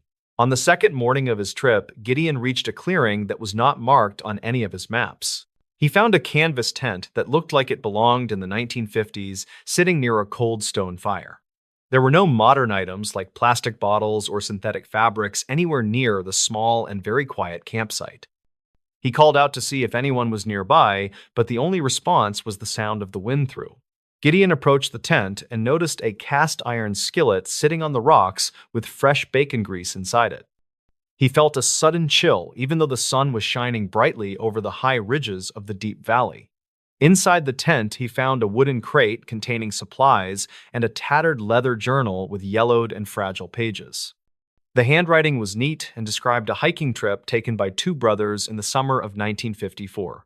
He noticed that the local wildlife seemed unusually quiet, which was a detail he noted in his small weather logbook. The silence of the forest seemed to press against his ears as he turned the brittle pages of the old book. The final entry was dated June 12th and mentioned a strange humming sound coming from the rocks nearby that morning. Gideon looked at the ground and saw a pair of leather boots that looked brand new despite the vintage style. He picked up a newspaper from the crate and saw the headline was from the year 1954 today. He heard a branch snap behind him and turned to see two men wearing heavy flannel shirts and denim pants. The men looked confused and asked Gideon why he was wearing such strange and brightly colored synthetic hiking clothes today. They explained that they had only been camping for 2 days and were waiting for their father to return soon. Gideon realized with a shock that these men matched the descriptions of two brothers who disappeared 70 years ago today. He checked his watch and noticed that the date on his digital screen was now flickering between different years rapidly. The brothers, whose names were Alistair and Emmett, noticed the laser level on his tripod and backed away in terror. Gideon tried to explain that he was a scientist, but his voice sounded like it was coming from far away. He felt a sense of overwhelming vertigo, as if the ground beneath his boots was turning into a gray mist. He ran back toward the main trail and did not look back at the clearing or the two lost brothers. The woods looked different in the fading light, and every tree seemed to shift its position when he turned now. When he reached his truck, he found that the police were already there searching for a missing man named Gideon. The officer named Dalton Grady told him that he had been missing for over 3 weeks in the deep woods. Gideon felt like he had only been away from his vehicle for 2 hours before he reached the main road. He checked his pack and found the leather journal from 1954 sitting right on top of his maps. The final page now had a new entry that described a man in bright orange clothes who visited their camp. Gideon never returned to that part of the West Virginia forest, and he left the geology profession shortly after that. He still dreams about the humming sound in the rocks and the smell of the fresh bacon in the woods. The mountains of West Virginia continue to hold their secrets in the deep places where time does not always move. Some structures are not built of wood and stone, but are woven into the very fabric of the passing years. If you find yourself lost in the woods near the border, you should probably keep moving until the sun comes. The ending of the tale sounds fake until you see the journal and the date written in your own hand. The truth is a shadow that follows you home from the woods and stays with you until the very end. This event remains one of the most puzzling cases in the archives of the local search and rescue teams today. Witness statements from the family members of the missing brothers confirm that the handwriting in the journal is perfectly authentic. The police files include photographs of the campsite that Gideon found, but the clearing was empty when they arrived there. They found no tent and no fire and no signs of the two brothers who had been seen by Gideon. The only evidence left behind was the journal that Gideon had taken from the wooden crate during his initial discovery. Forensic analysis of the paper showed that it was manufactured in the early 1950s, but it showed no aging. The ink was still fresh, and the leather binding had not yet developed the cracks typically found on antique books. Geologists who studied the canyon reported that the rock formations contain unusual magnetic properties that might affect local electronic devices. Some researchers believe that the humming sound Gideon heard was a result of geological pressure deep within the mountain range. Others suggest that the canyon is a place where different eras overlap for a few minutes when the weather changes. Gideon Vance spent several years trying to understand the physics of his experience, but he never found a clear answer. He often visits the county library to look at the missing persons files from the middle of the last century. He found a report about Alistair and Emmett that mentioned they were last seen carrying a heavy canvas camping tent. The photograph in the file showed two young men who were the exact same people Gideon met in the clearing. Their father had also disappeared that same week and was never found by the police or the local search parties. The case remains officially open because the bodies of the brothers were never recovered from the deep and dark woods. Gideon believes that the brothers are still in the canyon waiting for their father to return to their small camp. He often wonders if they saw him as a ghost from the future or a demon from another world entirely. The memory of their confused faces stays with him, and he can still hear their voices in his quiet mind. The forest has grown over the trails that lead to that specific coordinate, and the maps are no longer accurate. The government has restricted access to the valley, citing environmental concerns and the danger of the steep and rocky terrain. Most people who live in the area avoid the mountain and tell their children to stay away from the trees. They know that the woods can take a person and hold them for 70 years without letting them grow old. The silence of the mountain is a warning to those who think they can master the secrets of the wild. If you hear a humming sound in the rocks, you should turn around and run as fast as you. Do not look for the clearing and do not speak to the men who are wearing the flannel shirts today. The past is a dangerous place, and it does not always let you return to the present day in one fort. The ending of the story is the part that stays with you when you are walking alone in the night. The mystery is the heart of the wild, and the heart of the wild is a cold and dark. Gideon Thorne is the only witness to a truth that science cannot explain or even begin to understand fully now. The archived dispatch logs from the night of his return record a man who was terrified of his own watch. The officers who processed the report noted that Gideon appeared to have aged several years in just a few weeks. His eyes were bloodshot, and he spoke in a hurried whisper about a camp that did not exist on maps. They took his statement and filed it away with the other unexplained reports from the Appalachian mountain range this year. The journal is kept in a safe at the university where researchers occasionally study the strange and fresh ink.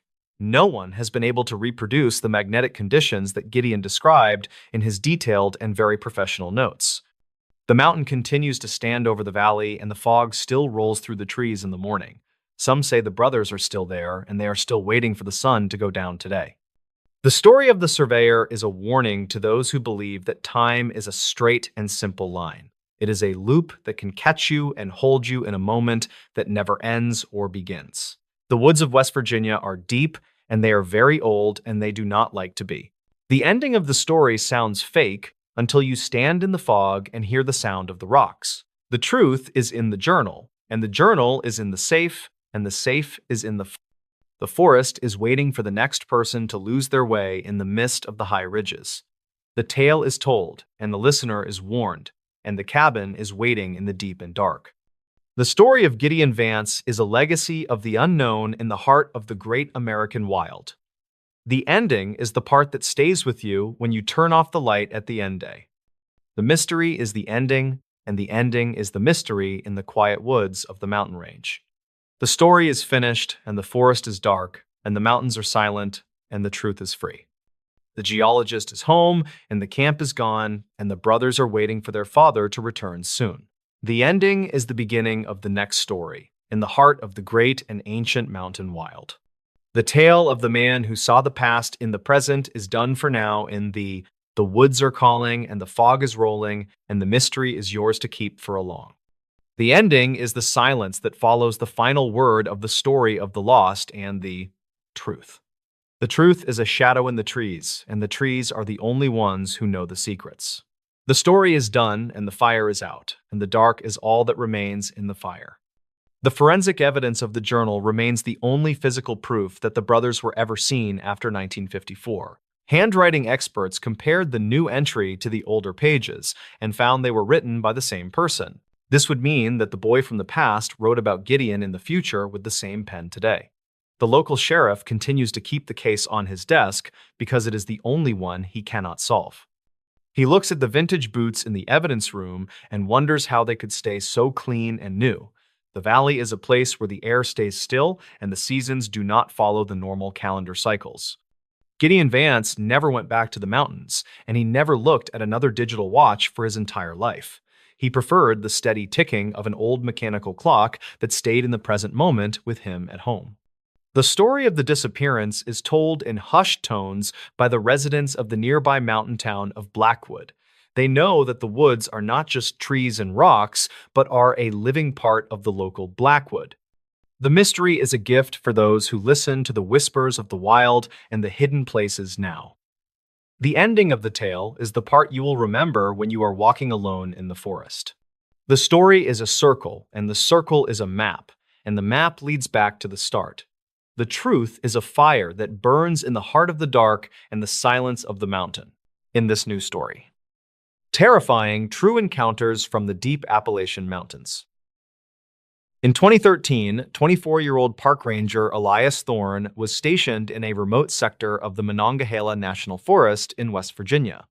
His primary objective involved surveying trail erosion following a series of heavy storms that had compromised the structural integrity of the local ridgelines.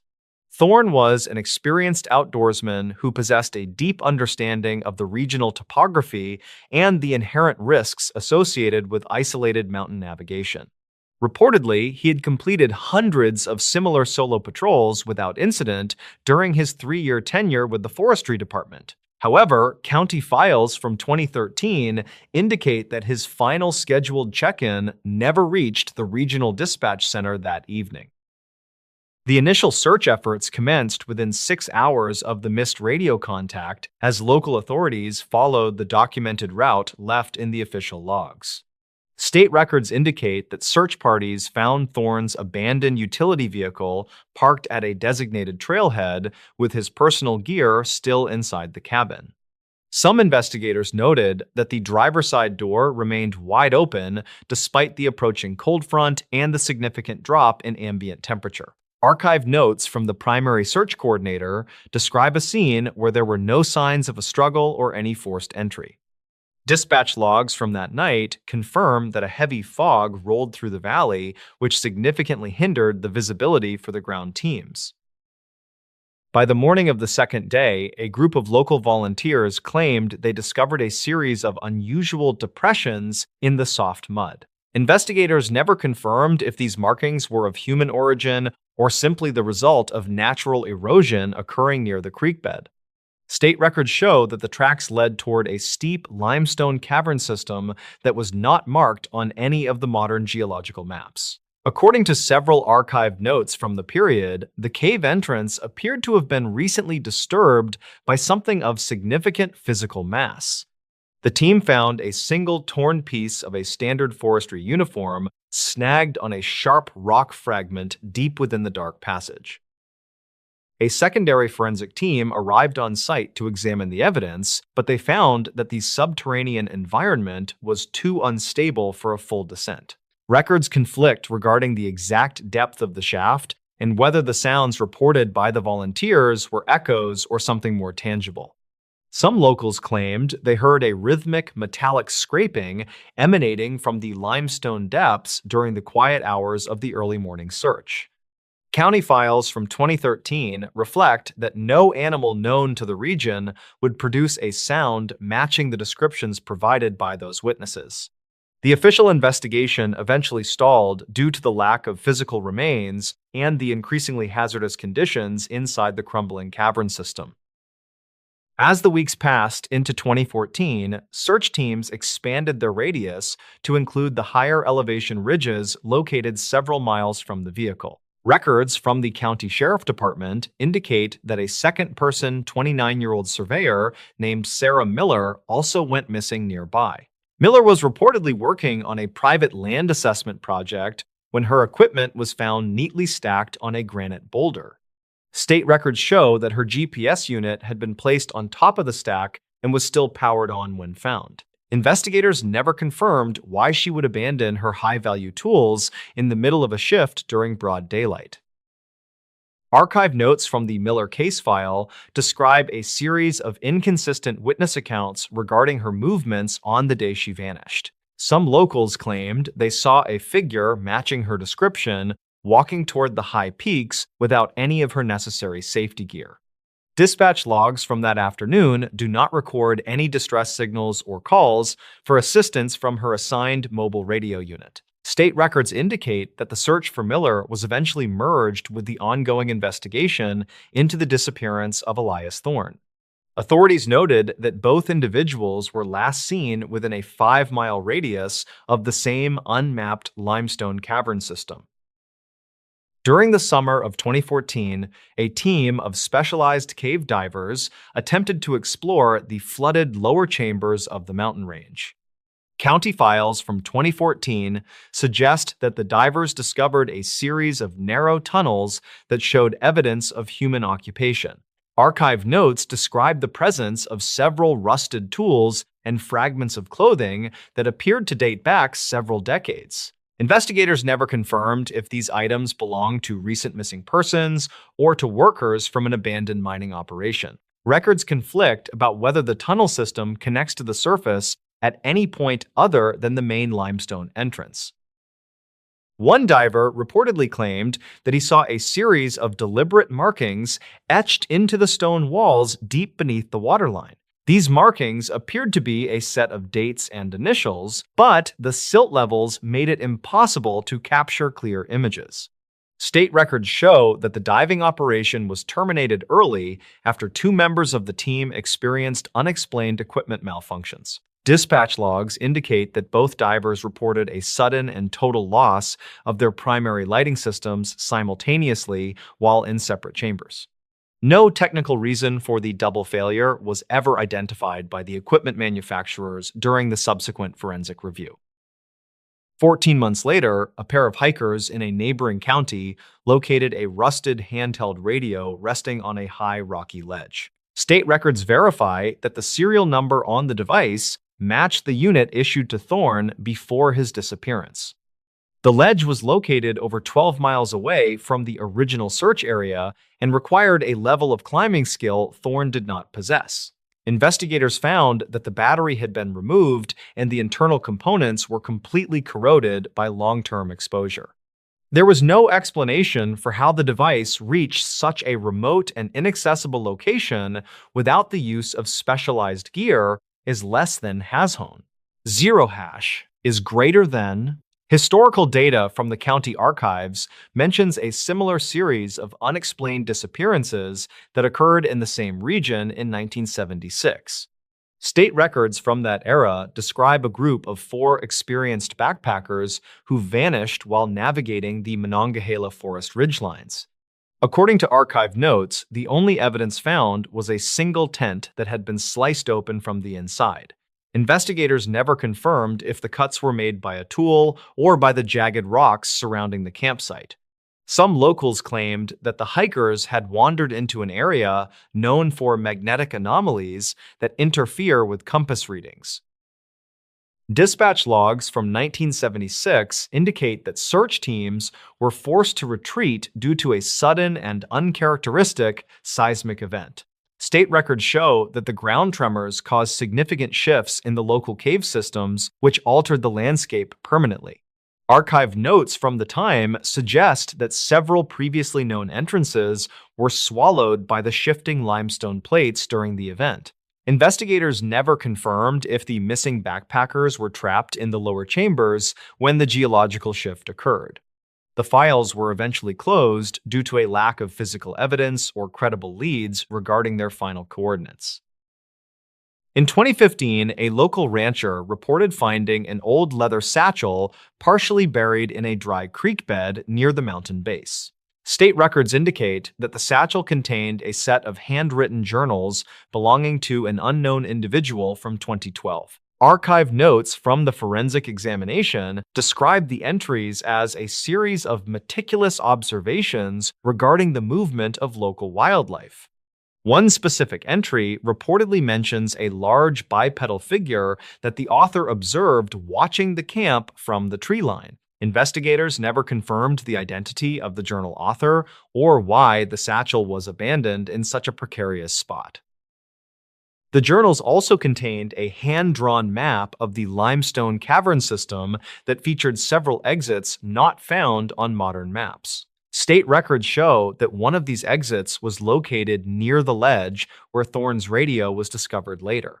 Some investigators questioned if a hidden network of tunnels allowed for rapid movement across the difficult mountain terrain without being detected. Dispatch logs from 2015 indicate that a brief follow-up search was conducted based on the coordinates in the journal. However, the teams found that the specific area mentioned had been covered by a massive rockfall following the 2013 storms. County files from 2016 detail a report of strange light patterns observed by commercial pilots flying over the Monongahela region. State records indicate that the lights appeared as a series of blue pulses originating from the deep mountain valleys. Investigators never confirmed the source of the illumination, although some suggested it was atmospheric phenomena common to high altitudes. Archive notes from the federal aviation logs show that the pulses did not correspond to any known ground-based signals. These reports coincided with another brief spike in local missing person cases that occurred during the same calendar month. The case of Elias Thorne and Sarah Miller remains open in the state records, although no new leads have surfaced recently. Dispatch logs from the original search are still categorized as incomplete because of the numerous reports that were never officially verified.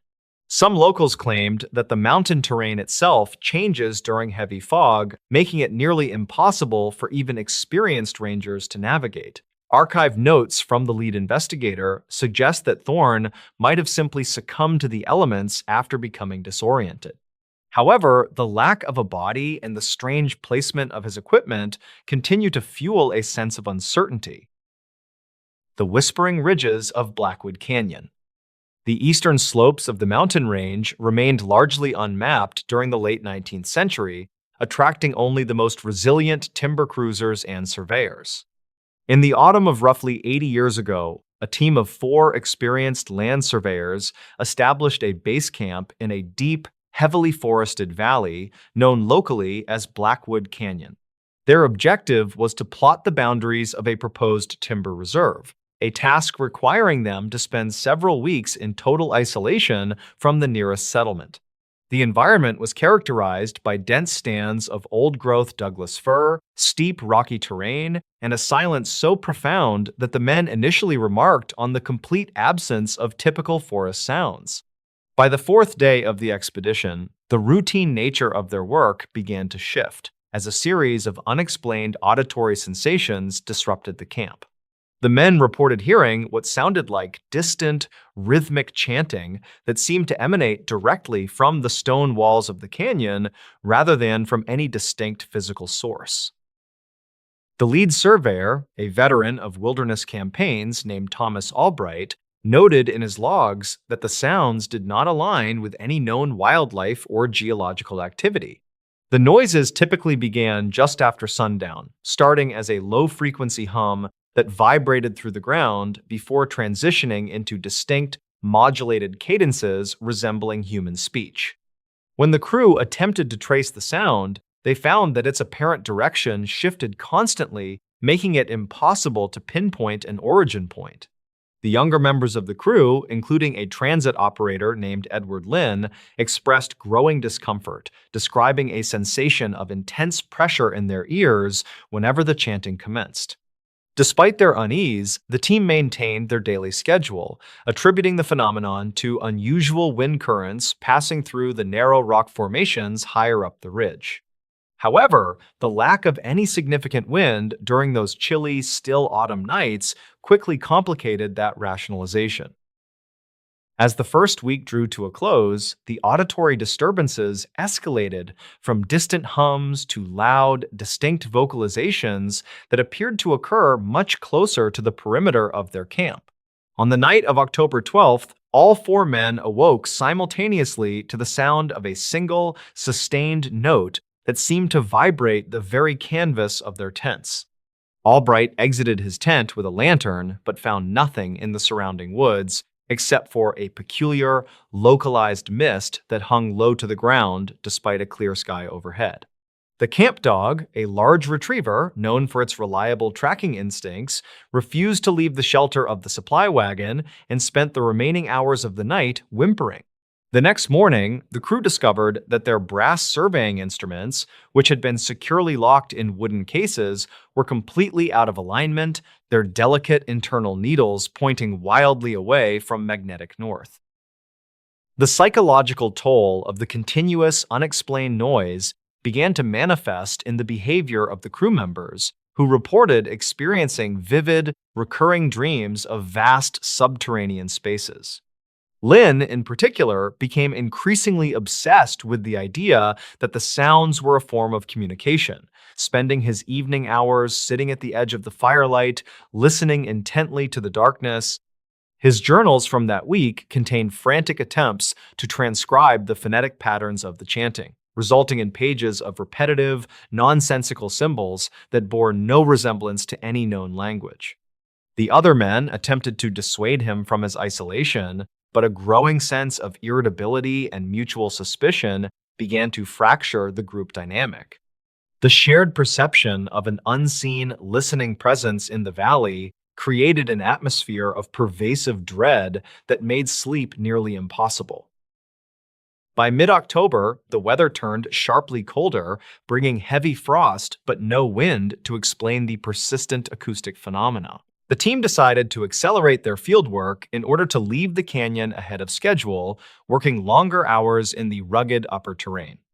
During these daytime excursions, the men began to experience sensory distortions, reporting that the forest appeared strangely flat and devoid of color, as if a thick veil had been drawn over the landscape. They also noted that their perception of time seemed heavily altered, with hours passing in what felt like mere moments, or conversely, a single afternoon stretching out into an agonizingly long ordeal. On several occasions, members of the party became momentarily separated in wide-open clearings, only to find themselves completely disoriented and unable to locate their companions who were standing less than 50 yards away. The peak incident occurred on the night of October 20th, during a period of total atmospheric stillness. The chanting, which had been absent during the day, returned with an unprecedented intensity that made conversation within the camp impossible without shouting. According to later accounts collected from the survivors, the sound did not seem to travel through the air, but rather originated from within their own skulls, creating an intense throbbing sensation behind their eyes. At approximately midnight, Lin abruptly stood up from his bed, walked past his companions without speaking, and strode directly into the unlit forest toward the steepest section of the canyon wall. Albright and the remaining crew grabbed lanterns and pursued him immediately, but the dense undergrowth and the overwhelming nature of the sound severely hindered their progress through the dark.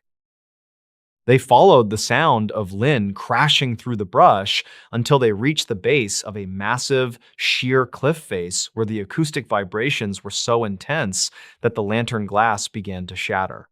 Through the dim, flickering light of the remaining lanterns, the men observed Lin standing motionless against the rock, his head tilted back as if looking toward the summit. When Albright approached to pull him away, Lin turned around, exhibiting a state of profound shock, his eyes wide and completely unblinking. He insisted that the wall of rock was no longer solid, but rather a vast opening leading into a brightly lit space filled with moving figures. The other crew members saw only the solid gray expanse of limestone, but the discrepancy in their perceptions caused an immediate, panicked retreat back to the main camp. The following morning, the team abandoned the majority of their heavy equipment and began a rapid descent out of Blackwood Canyon, determined to reach the nearest logging outpost. Lin remained in a catatonic state during the entire trek, requiring physical assistance to walk and showing no awareness of his surroundings. The remaining 3 men were plagued by a persistent ringing in their ears and a deep physical exhaustion that did not subside even after they exited the valley. Upon reaching safety, the surveyors underwent medical evaluations where doctors noted that all 4 men exhibited symptoms typically associated with extreme prolonged exposure to low-frequency vibrations, including inner ear damage and severe cognitive disorientation. An official investigation into the incident was launched by the Regional Surveying Office, primarily to recover the expensive abandoned equipment and to verify the claims made by the crew. A secondary team of surveyors, accompanied by 2 local law enforcement officers, entered Blackwood Canyon 3 weeks after the original party had fled. They located the base camp intact, though they noted that the surrounding vegetation showed unusual signs of localized desiccation, with leaves and pine needles scorched as if subjected to intense heat, despite no evidence of an actual fire. The brass instruments were recovered from their boxes, but examiners later determined that their metal components had become permanently demagnetized, rendering them completely useless for future geographic work. The second expedition experienced none of the acoustic phenomena reported by Albright's crew, finding the valley to be entirely quiet and unremarkable. They concluded that the original team had likely suffered from a form of collective hysteria brought on by the extreme isolation, poor rations, and the deceptive echoes common to narrow, rocky canyons. This environmental explanation, however, failed to satisfy the men who had lived through the experience, particularly given the permanent physical changes they suffered. Lin never fully recovered his faculties and spent the remainder of his life in a private sanitarium, where he continued to insist until his death that a part of his mind had remained behind inside the stone walls of the ridge. The case of Blackwood Canyon was eventually archived in regional historical records as a curious footnote in the mapping of the territory, largely forgotten by the public. Modern researchers who have examined the surviving logs and medical reports suggest that the valley may possess unique geological features capable of producing infrasound, which can cause hallucinations, anxiety, and physiological distress in humans. Others point to the possibility of localized pocket emissions of natural gases that could distort perception and cause collective neurological symptoms. To this day, the exact nature of what the surveyors encountered in that isolated valley remains unresolved, leaving behind only the eerie, unsettling testimonies of the men who heard the ridge's whisper. The lingering questions surrounding the event continued to discourage further development in Blackwood Canyon for decades after the survey team's disastrous expedition. Local logging companies found that workers were highly reluctant to enter the valley, citing the old stories of the chanting and the psychological breakdown of the surveyors. Even when high-quality timber became scarce in adjacent areas, the canyon remained untouched, preserved by a reputation that time did not seem to dim. The few independent trappers who ventured near the perimeter of the valley in the early 20th century reported that the local wildlife appeared to avoid the deep interior of the canyon, preferring the more open, less oppressive terrain of the outer slopes. In the late 1950s, a university geology department attempted to conduct a comprehensive acoustic survey of the region to either confirm or disprove the infrasound hypothesis permanently. The researchers set up highly sensitive recording devices at various elevations along the canyon walls, hoping to capture any low-frequency vibrations generated by the unique rock formations. During their 2-week stay, the instruments recorded several instances of unusual seismic microtremors, but no significant acoustic anomalies were detected that matched the descriptions in Albright's journals. The study concluded that while the canyon's shape could theoretically amplify certain sounds, there was no contemporary evidence of any ongoing, unexplained phenomena active in the area. Despite the scientific community's skepticism, the private papers of Thomas Albright, which were donated to a regional historical society by his descendants, offer a much more personal and unsettling view of the aftermath. In his later years, Albright became a recluse, refusing to travel anywhere near mountainous terrain and keeping his home illuminated at all times of the night. His personal diaries reveal that he remained convinced until his final days that the phenomenon they encountered was not a product of the wind or gas, but something inherent to the location itself.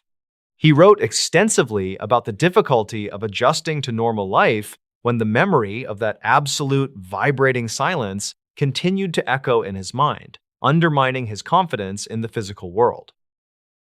The story of the Blackwood Canyon incident survives today primarily within the specialized archives of regional folklore and historical geography societies, away from mainstream media attention. It serves as a stark reminder of the limits of early exploration and the profound psychological effects that the deep wilderness can inflict on those who attempt to measure it.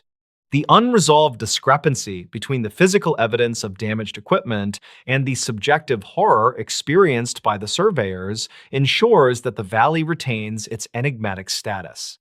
Whether the events were caused by an undiscovered natural mechanism or a temporary distortion of human perception, the canyon remains a place where the boundary between reality and the unexplained became terrifyingly thin for 4 forgotten men.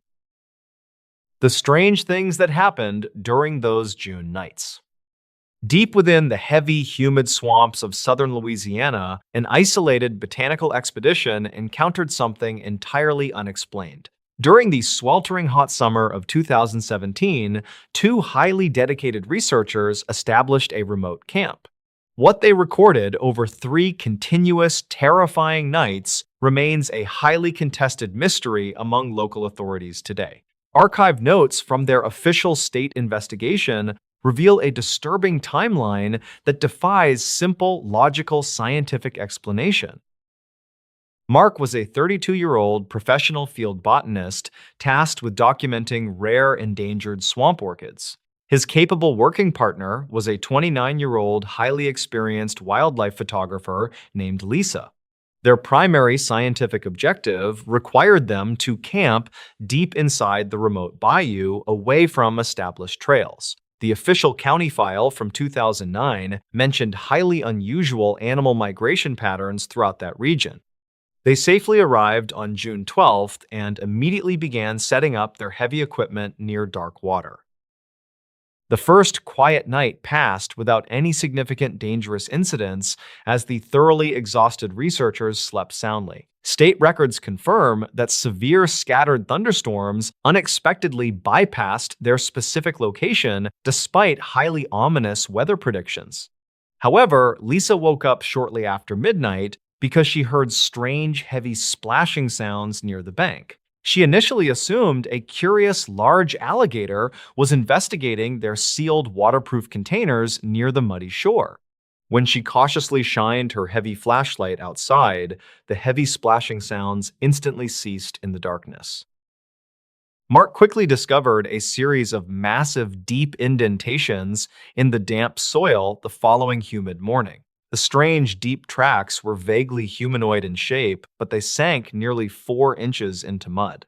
Some locals claimed a rogue commercial trapping outfit operated illegally nearby, but investigators never confirmed those rumors. Mark carefully photographed the bizarre muddy footprints and noted that the stride length indicated a tall creature. He calmly rationalized that rapidly rising swamp water might have dangerously distorted ordinary wild animal tracks overnight. The highly stressful situation escalated drastically during their second dark night when an awful chemical smell arrived. Reportedly, the foul, suffocating odor resembled rotting meat mixed heavily with the sharp scent of raw sulfur. Both dedicated researchers immediately woke up coughing violently and struggling to breathe properly inside their small tents. Lisa quickly grabbed her emergency satellite radio to call for immediate outside assistance, but only received static. Dispatch logs show no emergency distress calls were ever successfully recorded by the regional ranger station then.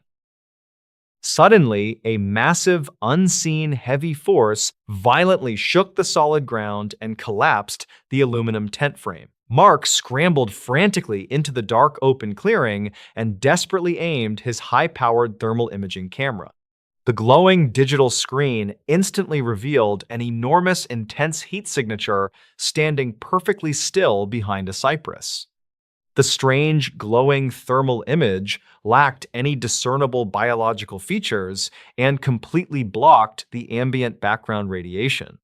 Records conflict regarding exactly how long they silently watched the imposing bright anomaly before it slowly retreated. Morning light quickly revealed that their specialized digital navigation equipment was completely shattered into tiny, useless pieces. Mark frantically insisted they absolutely needed to abandon their remaining camping gear and hike toward the highway. Lisa completely agreed, but they soon realized their backup analog compasses were displaying erratic magnetic directional headings. They were effectively hopelessly lost in a massive, unforgiving wilderness region known for disorienting, highly experienced survivalists. The desperate, anxious botanists decided to blindly follow the slow river current, hoping it intersected a road.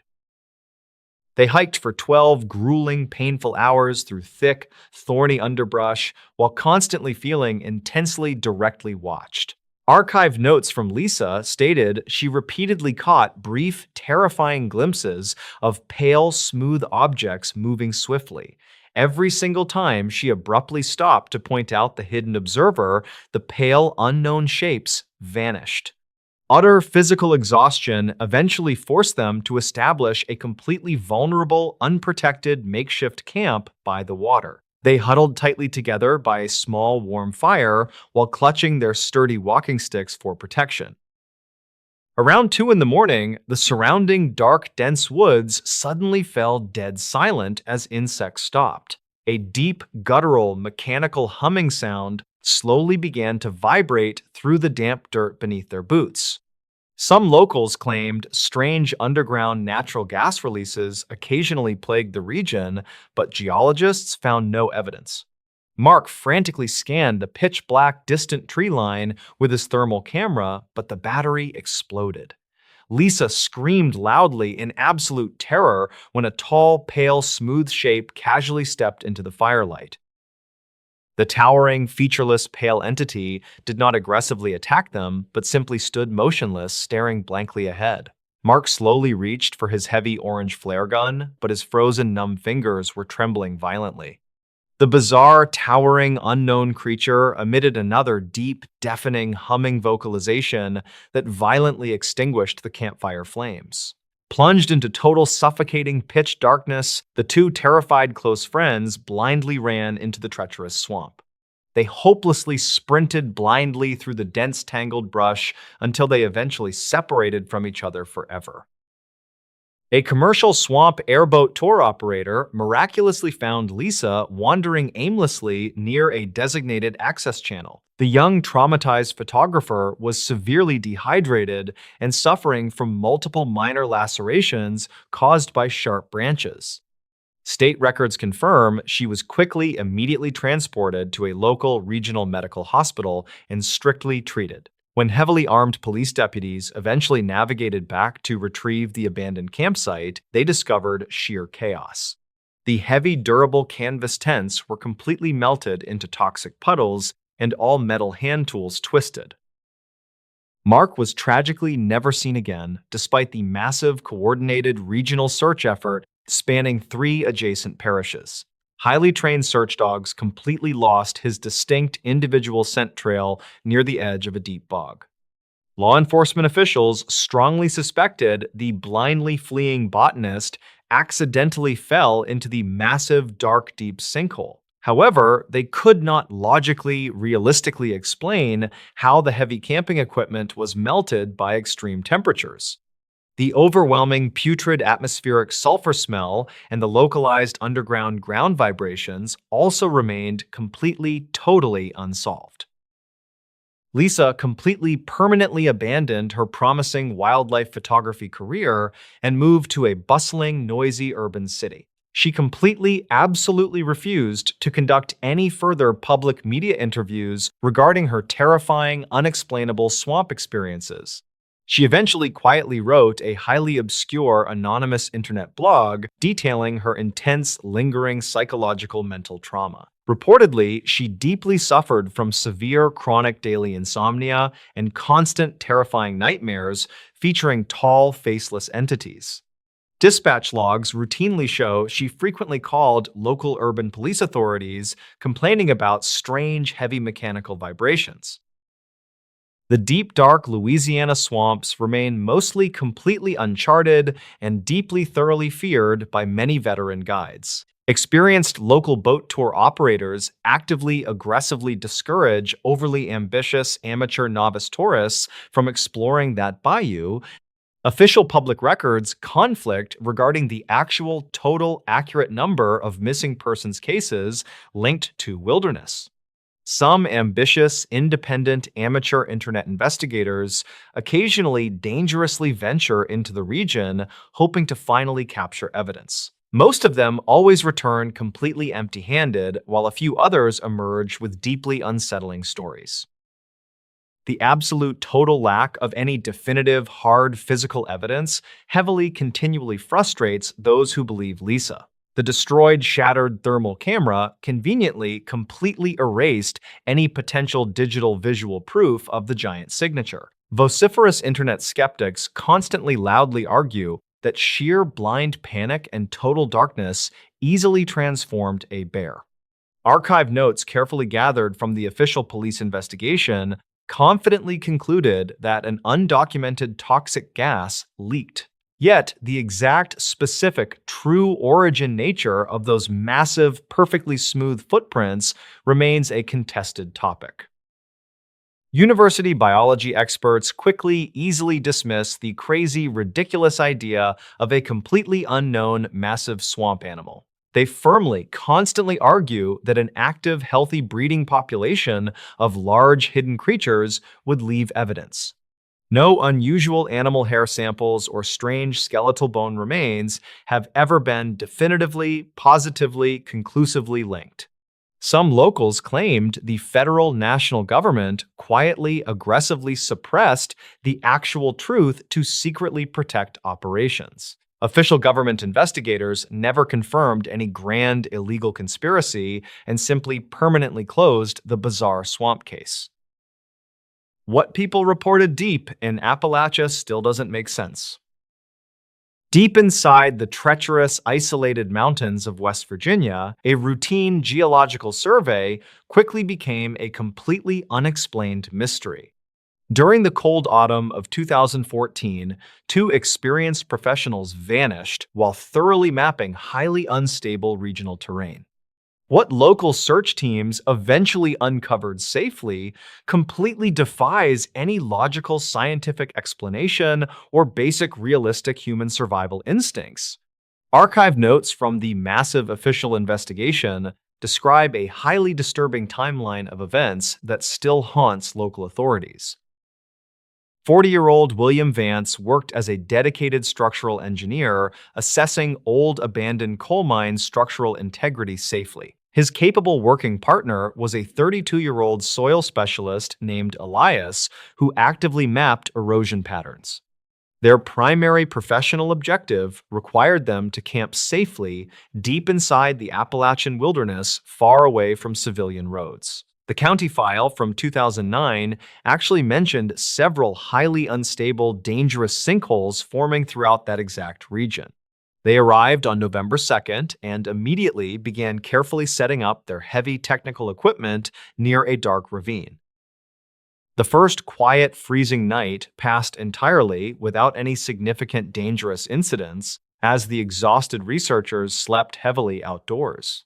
State records confirm that severe scattered winter storms unexpectedly bypassed their specific elevation despite highly ominous regional weather predictions.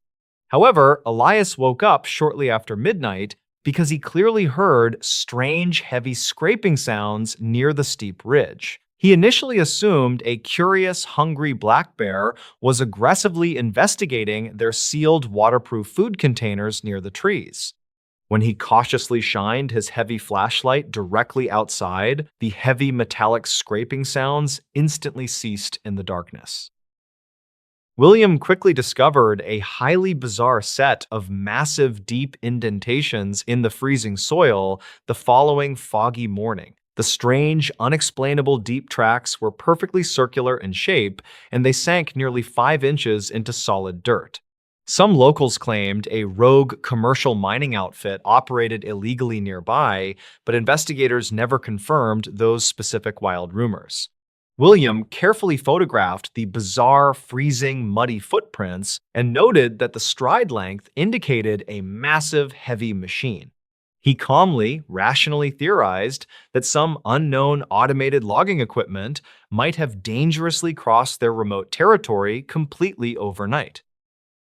The highly stressful situation escalated drastically during their second dark night when an awful chemical smell suddenly arrived there. Reportedly, the foul, suffocating odor tightly resembled burning synthetic plastic mixed heavily with the sharp scent of raw sulfur. Both dedicated researchers immediately woke up, coughing violently and aggressively struggling to breathe properly inside their small sealed tents. Elias quickly grabbed his emergency satellite radio to call for immediate outside medical assistance, but only received aggressive static. Dispatch logs show no emergency distress calls were ever successfully officially recorded by the regional ranger station that month. Suddenly, a massive, unseen, heavy physical force violently shook the solid ground and partially collapsed their rigid tent frame. William scrambled frantically into the dark, open clearing and desperately aimed his high-powered thermal imaging camera pointing upward. The glowing digital screen instantly revealed an enormous, intense heat signature standing perfectly still behind a large, dead pine. The strange, glowing thermal image lacked any discernible biological features and completely blocked the normal ambient background radiation signatures. Records conflict regarding exactly how long they silently, terrifyingly watched the imposing bright anomaly before it slowly, finally retreated. Morning light clearly revealed that their specialized digital navigation equipment was completely shattered into tiny, useless, broken pieces. William frantically, urgently insisted they absolutely needed to abandon their remaining camping gear and hike toward the main highway. Elias completely strongly agreed, but they soon realized their backup analog compasses were constantly displaying completely erratic magnetic headings. They were effectively hopelessly, completely lost in a massive, unforgiving wilderness region known for permanently disorienting, highly experienced survivalists. The desperate, anxious engineers decided to blindly, consistently follow the slow river current, hoping it safely intersected a road. They hiked for 12 grueling, painful hours through thick, thorny underbrush while constantly feeling intensely, directly, violently watched closely. Archived notes from Elias stated he repeatedly caught brief, terrifying glimpses of pale, smooth, large objects moving swiftly nearby. Every single time he abruptly stopped to firmly point out the hidden observer, the pale, unknown shapes instantly vanished. Utter physical exhaustion eventually heavily forced them to quickly establish a completely vulnerable, unprotected makeshift camp by the water. They huddled tightly, safely together by a small, warm fire while strongly clutching their sturdy walking sticks for protection. Around 2 in the freezing morning, the surrounding dark, dense woods suddenly fell totally dead silent as insects stopped. A deep, guttural, mechanical humming sound slowly, continuously began to violently vibrate through the damp dirt beneath their boots. Some locals claimed strange underground natural gas releases occasionally plagued the Appalachian region, but geologists officially found no evidence. William frantically, aggressively scanned the pitch-black distant tree line with his thermal camera, but the expensive battery exploded. Elias screamed out loudly in absolute, sheer, unadulterated terror when a tall, pale, smooth shape casually stepped into the firelight. The towering, featureless, pale entity did not overtly, aggressively attack them, but simply stood motionless, completely staring blankly ahead. William slowly, hesitantly reached for his heavy orange flare gun, but his frozen, numb fingers were constantly trembling violently. The bizarre, towering, unknown creature emitted another deep, deafening, humming vocalization that violently, instantly extinguished the warm campfire flames. Plunged into total, suffocating, pitch-black darkness, the two terrified close friends blindly, frantically ran into the treacherous woods. They hopelessly, blindly sprinted continuously through the dense, tangled brush until they eventually physically separated from each other forever. A commercial timber survey operator miraculously happily found Elias wandering aimlessly near a heavily designated rural gravel access channel. The young, traumatized soil specialist was severely badly dehydrated and suffering from multiple minor bleeding lacerations caused by branches. State records confirm he was quickly, safely, immediately transported to a local regional medical hospital and strictly chemically treated. When heavily armed local police deputies eventually carefully navigated back to retrieve the abandoned campsite, they discovered sheer chaos. The heavy, durable canvas sleeping tents were entirely melted into toxic puddles and all metal hand tools twisted. William was tragically completely never seen again, despite the massive, highly coordinated regional search effort spanning 3 adjacent counties. Highly trained tracking search dogs entirely lost his distinct individual scent trail near the steep edge of cliffs. Law enforcement officials strongly, firmly suspected the blindly, quickly fleeing engineer accidentally fatally fell into the massive dark sinkhole. However, they absolutely could not logically, realistically explain how the heavy camping equipment was completely melted by extreme temperatures. The overwhelming, putrid atmospheric sulfur smell and the highly localized underground ground vibrations also strictly remained totally unsolved. Elias completely, permanently, fully abandoned his promising scientific soil mapping career and rapidly moved to a bustling, noisy city.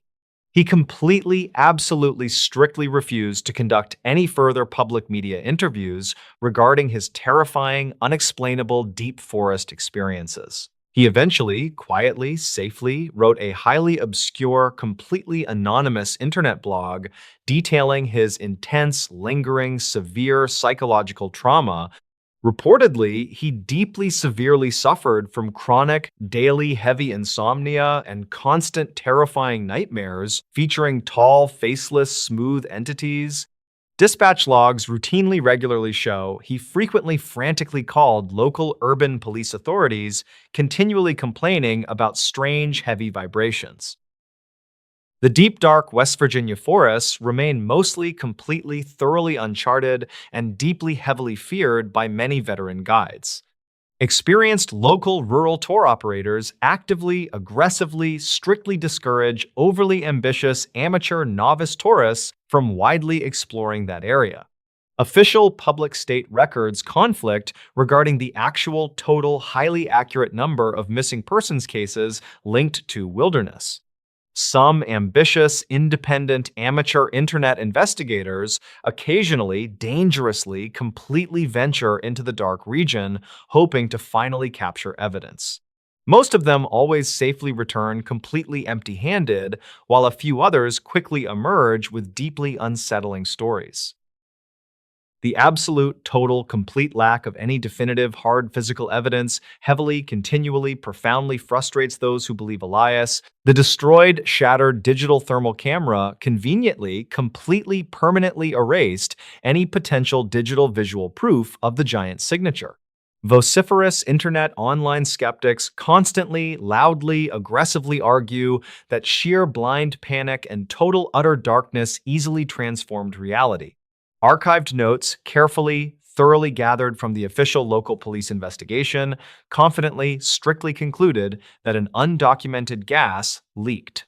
Yet, the exact, highly specific, true physical origin nature of those massive, perfectly smooth circular tracks remains completely contested. University biology science experts quickly, easily, permanently dismiss the crazy, ridiculous, bizarre idea of a completely unknown massive animal. They firmly, constantly, strongly argue that an active, healthy, massive breeding population of large hidden creatures would leave evidence. No unusual animal organic hair samples or strange skeletal biological bone remains have ever been definitively, positively, conclusively linked. Some locals claimed the federal, national, centralized government quietly, aggressively, permanently suppressed the actual truth to secretly protect operations. Investigators never confirmed any grand, illegal, hidden conspiracy and simply, safely, permanently, officially closed the bizarre, terrifying Appalachian case.